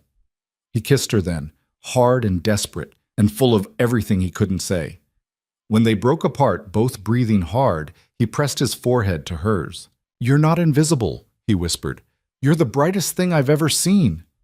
They made it back to the house somehow, stumbling through snow, laughing like drunk people. Inside, he pulled her upstairs, not to her room this time, but to his. "Stay," he said. Not a question. She stayed. Spring came slowly, fighting winter for every inch. The timber company started their work on the north section, careful and controlled like they'd promised. The money went straight to the bank, clearing the loan with enough left over to buy new equipment and expand the herd. Patterson tried one more move, spreading rumors that Caleb had gotten the timber money through fraud, that old Tom had lied on the stand, that the whole case was a setup. But nobody listened. The judge had ruled the money was clean and the Wind River Ranch was thriving. Then Patterson made his final mistake. He showed up at the ranch one afternoon in early April, drunk and furious, demanding to see Caleb. Eliza was alone. Caleb was out checking fence lines, Thomas at school. The ranch hands were working the far pastures. "Where is he?" Patterson demanded, swaying in his saddle. "Not here." Eliza stood on the porch, hand resting on the rifle she'd learned to use. "You should leave, Mr. Patterson." "Should I?" He dismounted clumsily. "You've cost me a lot of money, Mrs. Rourke. That ranch should have been mine." "It was never yours. Everything in this valley is mine." His voice rose. "I built this territory. I brought civilization here. And now some mail-order whore thinks she can—" The rifle came up before Eliza even thought about it, aimed steady at his chest. "Finish that sentence," she said quietly. "I dare you." Patterson froze, eyes widening. For the first time, she saw fear on his face. "You won't shoot me," he said, but his voice wavered. "Won't I? You're drunk, on my property, threatening me. I'd be within my rights." She took a step forward, rifle never wavering. "But I'll give you a choice. Get back on your horse and ride away. Or find out if I'm bluffing." A long, tense moment. Then Patterson backed toward his horse, hands raised. "This isn't over," he said. "Yes, it is." Eliza's voice was steel. "You lost. The ranch is ours, the water rights are ours, and you have no more moves to make. So here's what's going to happen. You're going to leave. And you're going to stay away from my family, my ranch, and my town. Because if you come back here, if you threaten anyone I care about again, I won't hesitate. Understand?" He mounted his horse, still staring at her. "I said, do you understand?" "Yes." The word came out strangled. "Good. Now get off my land." He rode away at a gallop. Eliza stood on the porch, rifle still raised, until he disappeared over the hill. Then her legs gave out, and she sat down hard, shaking. That was how Caleb found her 20 minutes later, sitting on the porch steps, rifle across her knees, crying and laughing at the same time. "What happened?" He was off his horse before it stopped moving, kneeling beside her. "Eliza, what?" She told him everything, watched his face go from concern to fury to something like awe. "You held him at gunpoint," he said. "Yes." "And threatened to shoot him?" "Yes." "Would you have done it?" She thought about that. "I don't know. Maybe. If he'd tried to hurt me, yes, absolutely." Caleb started laughing, great booming laughs that echoed across the yard. "You're insane, you know that?" "Probably." He pulled her to her feet, rifle and all, and kissed her hard. "You're also the most magnificent woman I've ever met." I was terrified. Didn't look it. He took the rifle, checked the safety, leaned it against the porch rail. "Patterson won't bother us again. You scared him worse than any court ruling could." "How do you know?" "Because you showed him you're not afraid, and men like him only understand power." He cupped her face. "You're powerful, Eliza Rourke, more than you know." Word spread fast. By Sunday, everyone in Wind River had heard about the confrontation. The church ladies who'd whispered about Eliza now whispered with grudging respect. The ranch hands started calling her boss lady when they thought she couldn't hear. Even the men who'd ignored her before tipped their hats when she came to town. Dr. Chen found her at the general store, grinning like a cat. "I heard you faced down Patterson with a rifle." "News travels fast. In this town, always." Dr. Chen's smile softened. "I also heard you didn't shoot him. That took more strength than pulling the trigger would have." "I wanted to," Eliza admitted. "Of course you did. He's a bastard. But you made the right choice. She squeezed Eliza's arm. You're good for this place. Good for Caleb. Good for all of us. At home, things shifted in quieter ways. Thomas started asking Eliza's opinion on everything: what to wear, how to handle a bully at school, whether a rock he'd found was special. Caleb deferred to her on household decisions, ranch finances, even hiring choices. You're better at reading people than I am, he admitted one night over the account books. I'm really not. You are. You saw through Patterson from the start, knew exactly how to handle Javier and the kid, even figured out which logging company to trust. He looked at her over the ledger. I used to make all these decisions alone. Now I wait to hear what you think, because your judgment's better than mine. That's not true. It is. He reached across the table, taking her hand. You see things I miss. Connections, possibilities, problems before they happen. This ranch is better because of you. I'm better because of you. Heat crept up her neck. You were doing fine before I got here. I was surviving. There's a difference. He squeezed her hand. I love you, Eliza. I don't say it enough, but I do. You've changed everything. I love you too. The words still felt new in her mouth, precious. Even when you're stubborn and impossible. Especially then? Especially then. May brought warmer weather and new calves. The herd was growing, the ranch was profitable, and for the first time in years, Caleb looked at the future without fear. One afternoon, Eliza was in the garden. Another project she'd started, turning a patch of bare ground into something useful, when a wagon rolled up the drive. She didn't recognize the driver until he got closer. Her stomach dropped. It was James, her mother's hired man from Missouri. She stood slowly, dirt on her hands, heart hammering. James? Miss Eliza. He climbed down from the wagon, hat in hands. Your mother sent me. It's your sister, Caroline. Fear shot through her. What happened? She's ill. Real bad. Started as a cough, turned into something worse. Doctor says it's pneumonia. James's face was grim. Your mother's asking if you could come home. Just for a bit. Caroline's been asking for you. Eliza's mind spun. Caroline. Her beautiful, thoughtless sister who'd started this whole mess with her cruel joke. She should feel satisfaction. Justice. Instead, she felt sick. How long does she have? The question came out flat. Doctor doesn't know. Could be days. Could be weeks. James shifted uncomfortably. Your mother said to tell you she's sorry for everything. She wants to make things right. After all this time, now she's sorry? People change when death comes knocking. James met her eyes. I'm not saying you should go, just delivering the message. Caleb appeared from the barn, taking in the scene. What's going on? Eliza explained quickly. Watched his face close off. You want to go? He said. Not a question. I don't know what I want. She looked at her hands, at the garden she'd been planting, at the life she'd built.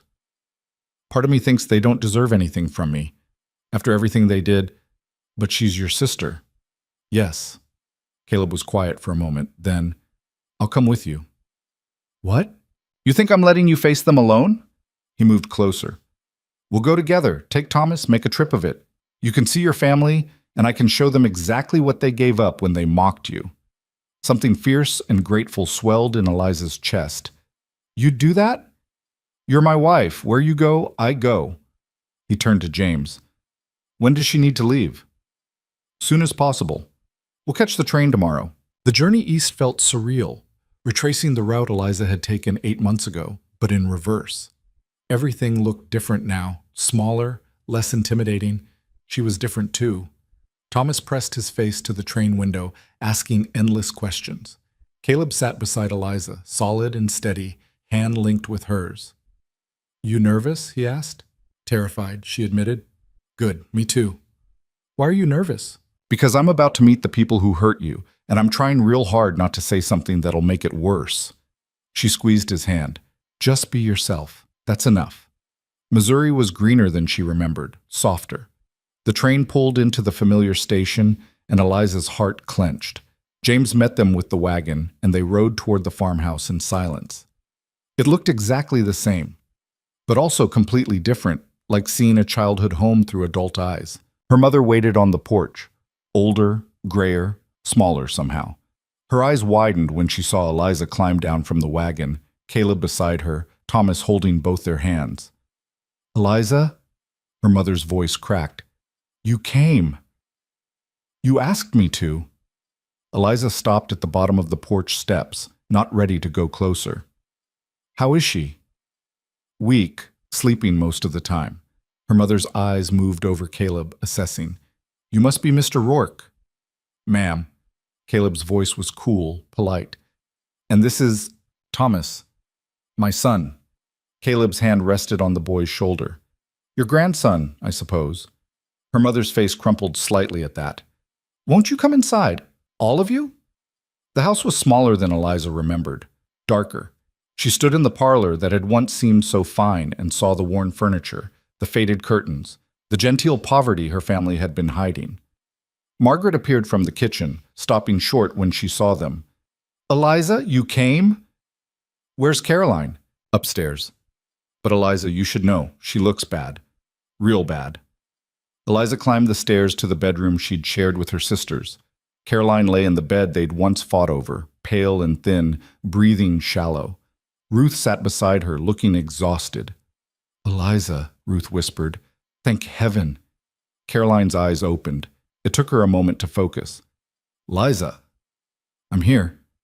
Eliza moved to the bedside, taking her sister's hand. It felt like bird bones, fragile and light. "I'm sorry." Caroline's voice was barely audible. "For everything. The advertisement, the jokes, the way we treated you. I'm so sorry." "Hush. Save your strength." "No, I need to say it." Caroline's grip tightened. "You were right to leave. Right to choose your own life. I was jealous, I think. Jealous that you had the courage to go." Tears burned Eliza's eyes. "You can still go. Get better and go wherever you want." "Maybe," but they both heard the lie. Eliza stayed by Caroline's side for 2 days, reading to her, holding her hand, talking about Wyoming and the ranch and this life she'd built. Her mother and sisters hovered, shocked into silence by the transformation. Not in Eliza's appearance, which was still plain, but in her bearing. She carried herself differently now, spoke with authority, commanded space. On the 3rd day, Caleb found Eliza in the garden. "Your mother wants to talk to you," he said. They gathered in the parlor, Eliza, her mother, Margaret, and Ruth. Caroline was sleeping upstairs, Thomas with Caleb in the yard. "I owe you an apology," her mother began. "A real one, for treating you like you didn't matter, like you were less than your sisters."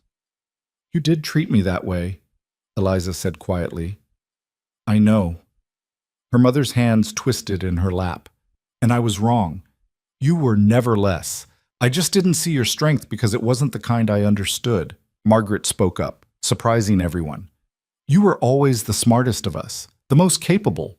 We mocked you because it was easier than admitting we were jealous." "Jealous?" Eliza laughed, but without humor. "Of what?" "Of how little you needed anyone else. How you could just decide to leave and actually do it." Ruth's voice was soft. "We're all still here, doing exactly what we've always done. You're the only one who changed anything."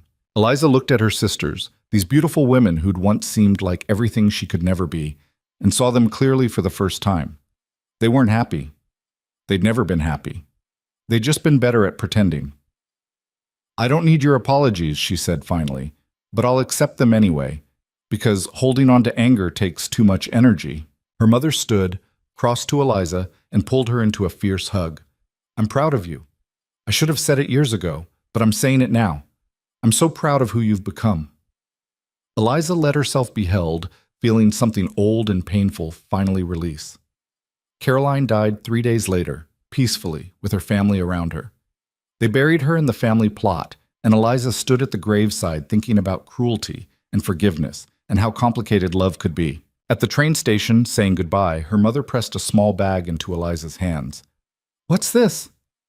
"The pearl earrings, the ones I wouldn't give you before." Her mother's eyes were wet. "They're yours now. They were always meant to be yours." Eliza looked at the pearls. Beautiful, useless things she'd once wanted so badly. Now they just seem sad. Keep them, she said gently. Give them to Margaret or Ruth. I don't need them anymore. On the train heading west, Thomas asleep against her shoulder, Caleb's hand in hers, Eliza watched Missouri disappear behind them and felt nothing but relief. You all right? Caleb asked. Yes, actually I am. She leaned into him. I made peace with it. All of it. And now I'm ready to go home.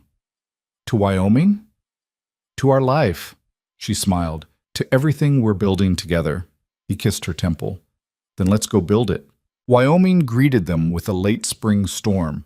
Snow mixed with rain, wind that rattled the train windows. Thomas pressed his face to the glass, excited to be home, while Eliza watched the familiar landscape emerge from the gray weather and felt something settle deep in her bones. This was home. Not the place she'd left, but the place she'd chosen. Mike met them at the station with the wagon, his weathered face creasing into something almost like a smile when he saw them. Good trip? He asked, loading their bags. Long, Caleb said. How are things here? Ran smooth. Javier handled the calving. Only lost 2. Mike glanced at Eliza. Helen's been asking after you. Said to tell you the women's meeting is Tuesday if you're back in time. Eliza blinked. The women's meeting? Church ladies. They want you on the planning committee for the summer social. Mike's expression was carefully neutral. Helen said to tell you it's not a request. A year ago, those same women had whispered about her behind their hands. Now they wanted her on committees. The irony wasn't lost on Eliza. The ranch looked different as they crested the final hill. The new barn stood where the old one had burned, bigger, better built. The house had fresh paint. Even the fence lines looked straighter, more permanent. We made some improvements while you were gone, Caleb said, watching her face. Hope you don't mind. Why would I mind? It's your home too. Should have asked first. She looked at him, this man who still thought he needed permission to improve his own property. Caleb, this ranch is as much yours as it is mine. You don't need to ask. Old habits. He helped her down from the wagon. Sarah used to get angry when I changed things without consulting her. I'm not Sarah. No. He pulled her close, right there in front of Mike and Thomas and anyone who might be watching. You're not. Thank the stars for that. That night after Thomas was asleep and they lay tangled together in Caleb's bed, their bed now, no more pretending otherwise. He traced patterns on her shoulder. What are you thinking about? She asked. How close I came to losing this. You. All of it. His voice was quiet in the darkness. If Patterson had succeeded, if we'd lost the water rights case or couldn't pay the bank, but we didn't, we won. Because of you? His arm tightened around her. I keep trying to figure out how to say this right.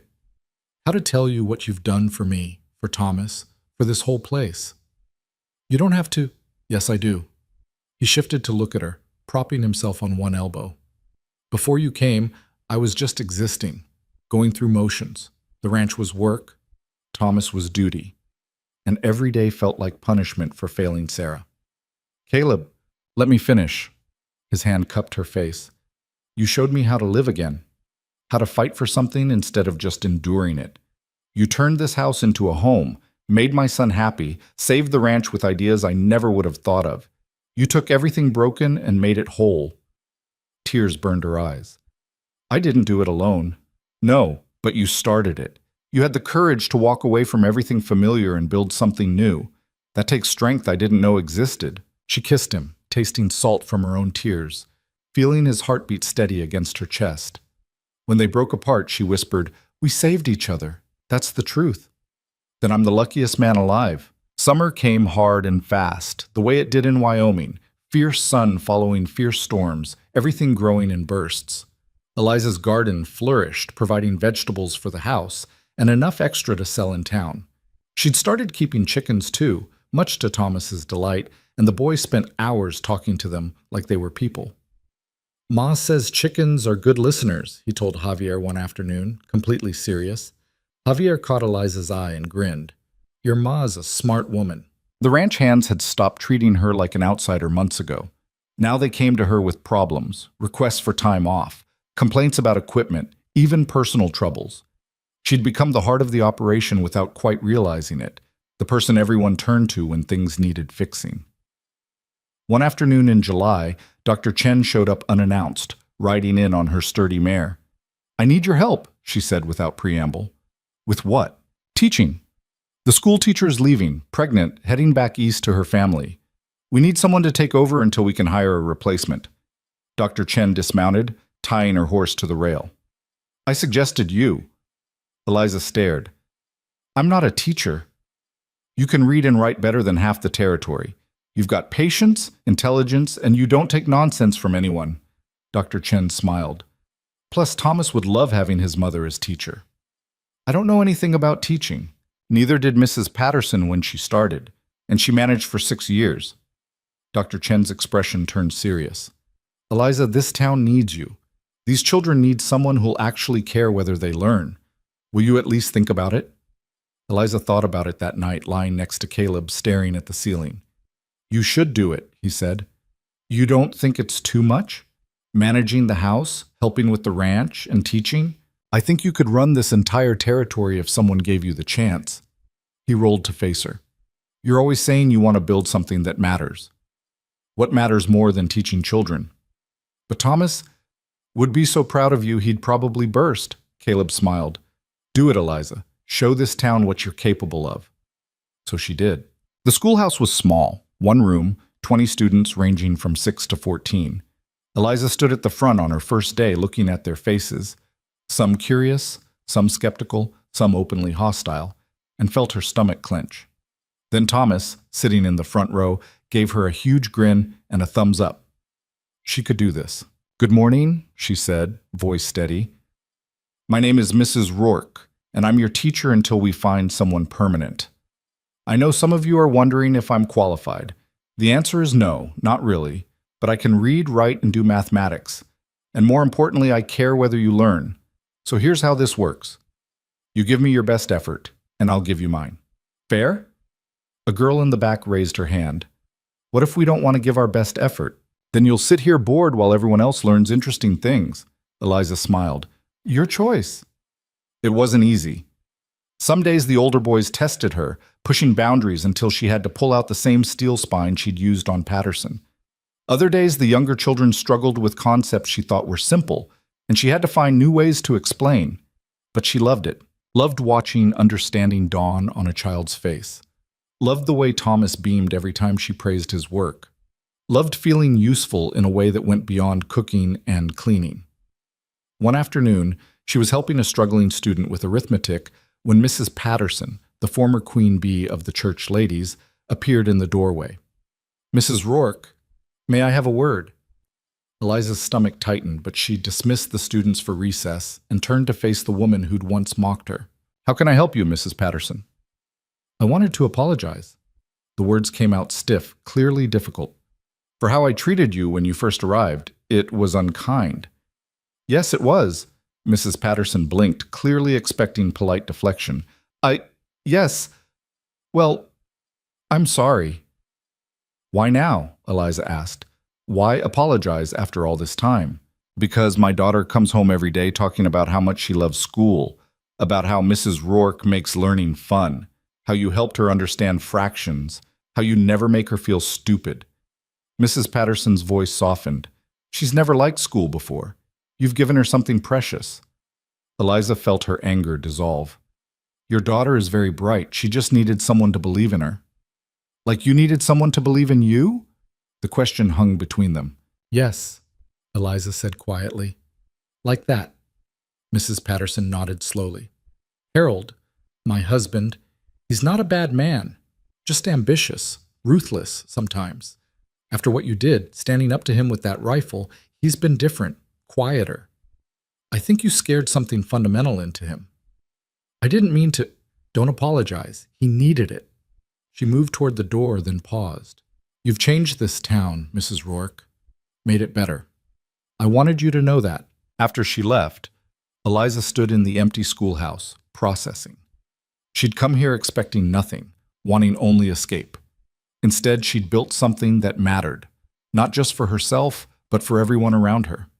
That night at dinner, Thomas announced, "Billy Parker says his ma says you're the best teacher Wind River ever had." Billy Parker's ma is very kind, Eliza said, hiding a smile. It's true, though. Thomas speared a potato with his fork. You make school not boring. High praise, Caleb murmured, eyes dancing. Pa, can ma teach forever, even after they find someone permanent? Caleb looked at Eliza. That's up to your ma. Eliza thought about it, really thought about it. Teaching meant less time for ranch work, less time for the house, more responsibility. But it also meant purpose beyond these four walls. It meant shaping young minds, giving children opportunities they might not otherwise have. I'd like to keep teaching, she said. If the town will have me, they'll have you, Caleb said with certainty. They'd be fools not to. August brought the summer social, the event Eliza had been drafted onto the planning committee for. It was held in the church hall with food and music and dancing that lasted until midnight. Eliza wore a new dress, nothing fancy but well made, courtesy of fabric Dr. Chen had helped her choose. She stood on the edge of the crowd, watching couples dance, when Caleb appeared at her elbow. Dance with me, he said. I don't know how. Neither do I. We'll figure it out. He pulled her onto the floor, and they moved clumsily through some approximation of a waltz, both laughing at their own incompetence. Around them, Eliza saw the townspeople watching, but not with mockery this time, with affection, approval. She'd become one of them. Happy? Caleb asked, pulling her closer than was probably proper. Terrifyingly so. She looked up at him. Sometimes I wake up afraid this is all a dream, that I'll be back in Missouri, still invisible, still nobody. You were never nobody. His voice was fierce. They were just too blind to see what was right in front of them. Maybe. Or maybe I needed to leave to become someone worth seeing. He stopped dancing right there in the middle of the floor and kissed her. Long and deep and completely inappropriate for a church social. When he pulled back, half the room was staring. Eliza felt her face burn. Caleb, everyone's watching. Good, let them watch. He kept his arms around her. Let them see how much I love my wife, how proud I am of everything she's accomplished, how she took a broken man and a failing ranch and turned both into something worth having. I didn't do it alone, no. But you started it. You had the courage. He touched her face. You're the bravest person I know, Eliza Rourke.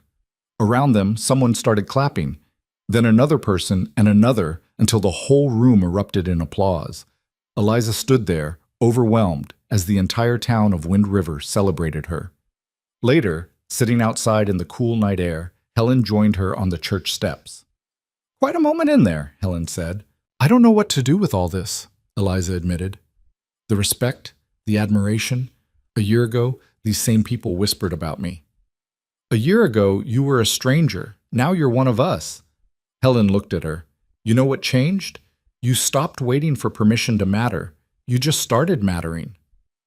Is it really that simple? Sometimes. Helen stood, brushing off her skirt. Most people spend their whole lives waiting for someone to tell them they're enough. You decided you were enough and acted like it. That's power, Eliza. Real power. Fall came with the first frost, painting the mountains gold and red. The ranch had its best year on record, cattle thriving, timber royalties rolling in, debts paid down to almost nothing. Caleb started talking about expansion, buying adjoining land, building a bigger house. We could have a real parlor, he said one night, sketching plans on scrap paper. And a proper study for you, guest rooms for when your family visits. My family's not visiting, Eliza said mildly. They might. Margaret sent another letter. It was true. Her younger sister had been writing regularly since Caroline's death, tentative letters asking about Wyoming, about ranch life, about whether Eliza thought Margaret could make it out west. What should I tell her? Eliza asked. Tell her the truth, that it's hard and beautiful and unforgiving, that you have to be stronger than you think you are, that it'll test everything you thought you knew about yourself.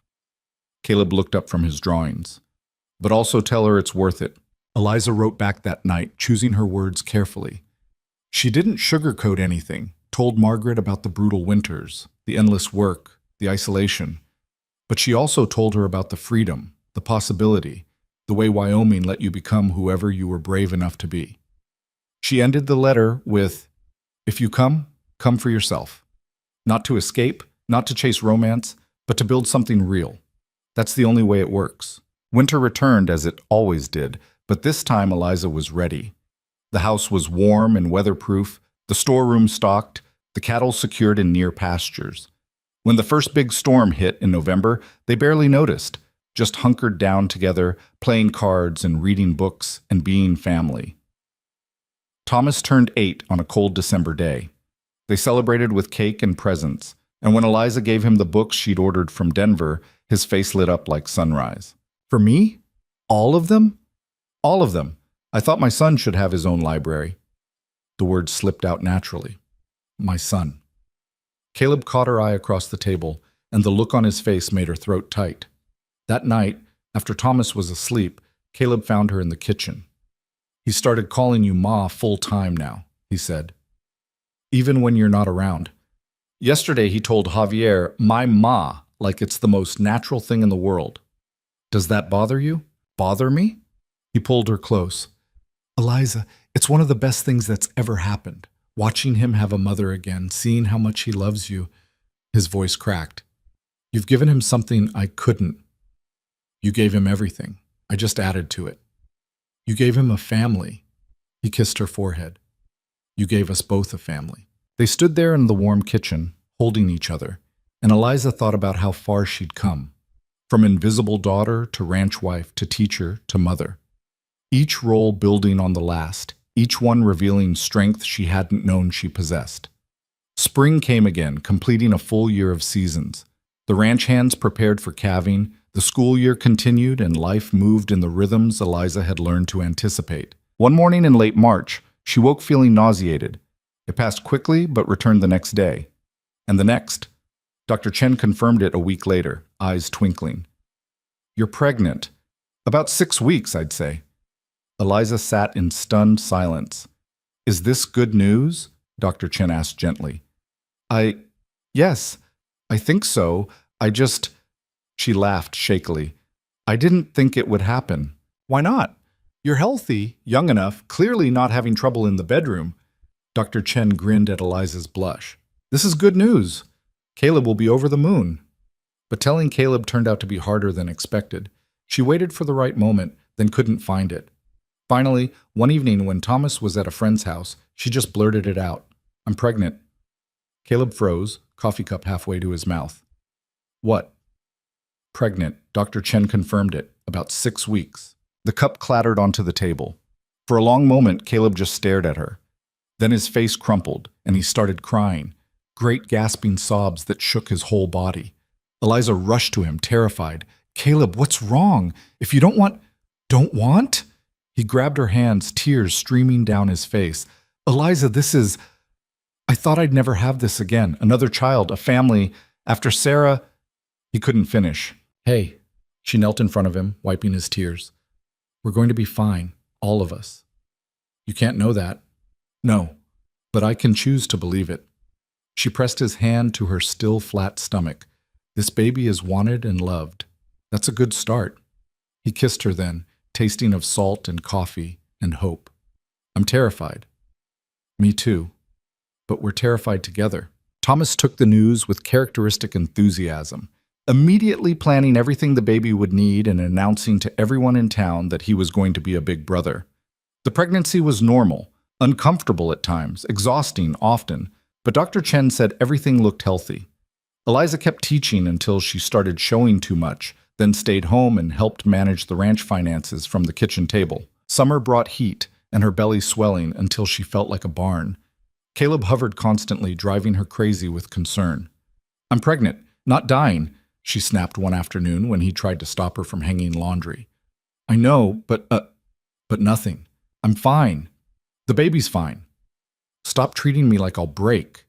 He backed off, hands raised in surrender. But she caught him watching her sometimes with an expression of such raw fear that it broke her heart. One night in early August, she woke him from sleep. Talk to me, she said, about what you're really afraid of. In the darkness, he was silent for a long time. Then, that I'll lose you like I lost her, that this baby will take you from me, that I'll be alone again with 2 children and no idea how to be enough for them. That's not going to happen. You don't know that. Sarah was fine until she wasn't. One day she was pregnant and complaining about back pain. The next she was dying and there was nothing I could do. I'm not Sarah. Eliza's voice was firm. My body is different. This pregnancy is different. And if something does go wrong, Dr. Chen is 10 times better prepared than whoever delivered Sarah. We have options now. But no buts. She took his face in her hands. Caleb, I need you to trust me. Trust that I know my own body. Trust that I'll ask for help if I need it. Can you do that? He exhaled shakily. I'll try. Good. Because this baby is coming whether we're ready or not, and I need you present for it, not paralyzed by fear. The labor started on a cool September morning, almost 2 weeks before Dr. Chen expected. Caleb immediately went white, but Eliza stayed calm. Send Thomas to Helen's, she directed. Then get Dr. Chen. Don't rush. We have time. The labor lasted 14 hours. Long, painful, exhausting hours where Eliza understood viscerally why women died doing this. But Dr. Chen was competent and encouraging, and Caleb held her hand through every contraction, whispering reassurances even though his face was gray with terror. Finally, as the sun set, a baby's cry filled the room. It's a girl, Dr. Chen announced, laying the squirming, angry bundle on Eliza's chest. Eliza looked down at her daughter, red-faced and furious and absolutely perfect, and felt everything inside her rearrange.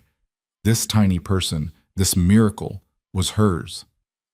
She's beautiful, Caleb whispered, touching the baby's head with one finger. Perfect. She's angry, Eliza laughed, exhausted. Already mad at the world. She'll fit right in with this family, then. They named her Catherine, after Caleb's grandmother. She had his gray eyes and Eliza's stubborn chin, and from day one she ruled the household with an iron fist wrapped in soft baby skin. Thomas was instantly besotted, hovering over her cradle like a protective dragon. The ranch hands brought gifts, carved toys, soft blankets, promises to teach her to ride when she was old enough. Even Helen got misty-eyed holding her. You did good, Eliza, real good. But it was watching Caleb with his daughter that undid Eliza completely. The way he held her like she was made of glass, the way he sang off-key lullabies at 3 a.m, the way he looked at Eliza with such gratitude and love it made her ache. Thank you, he said one night, watching Catherine sleep in her cradle. For what? For this. For her.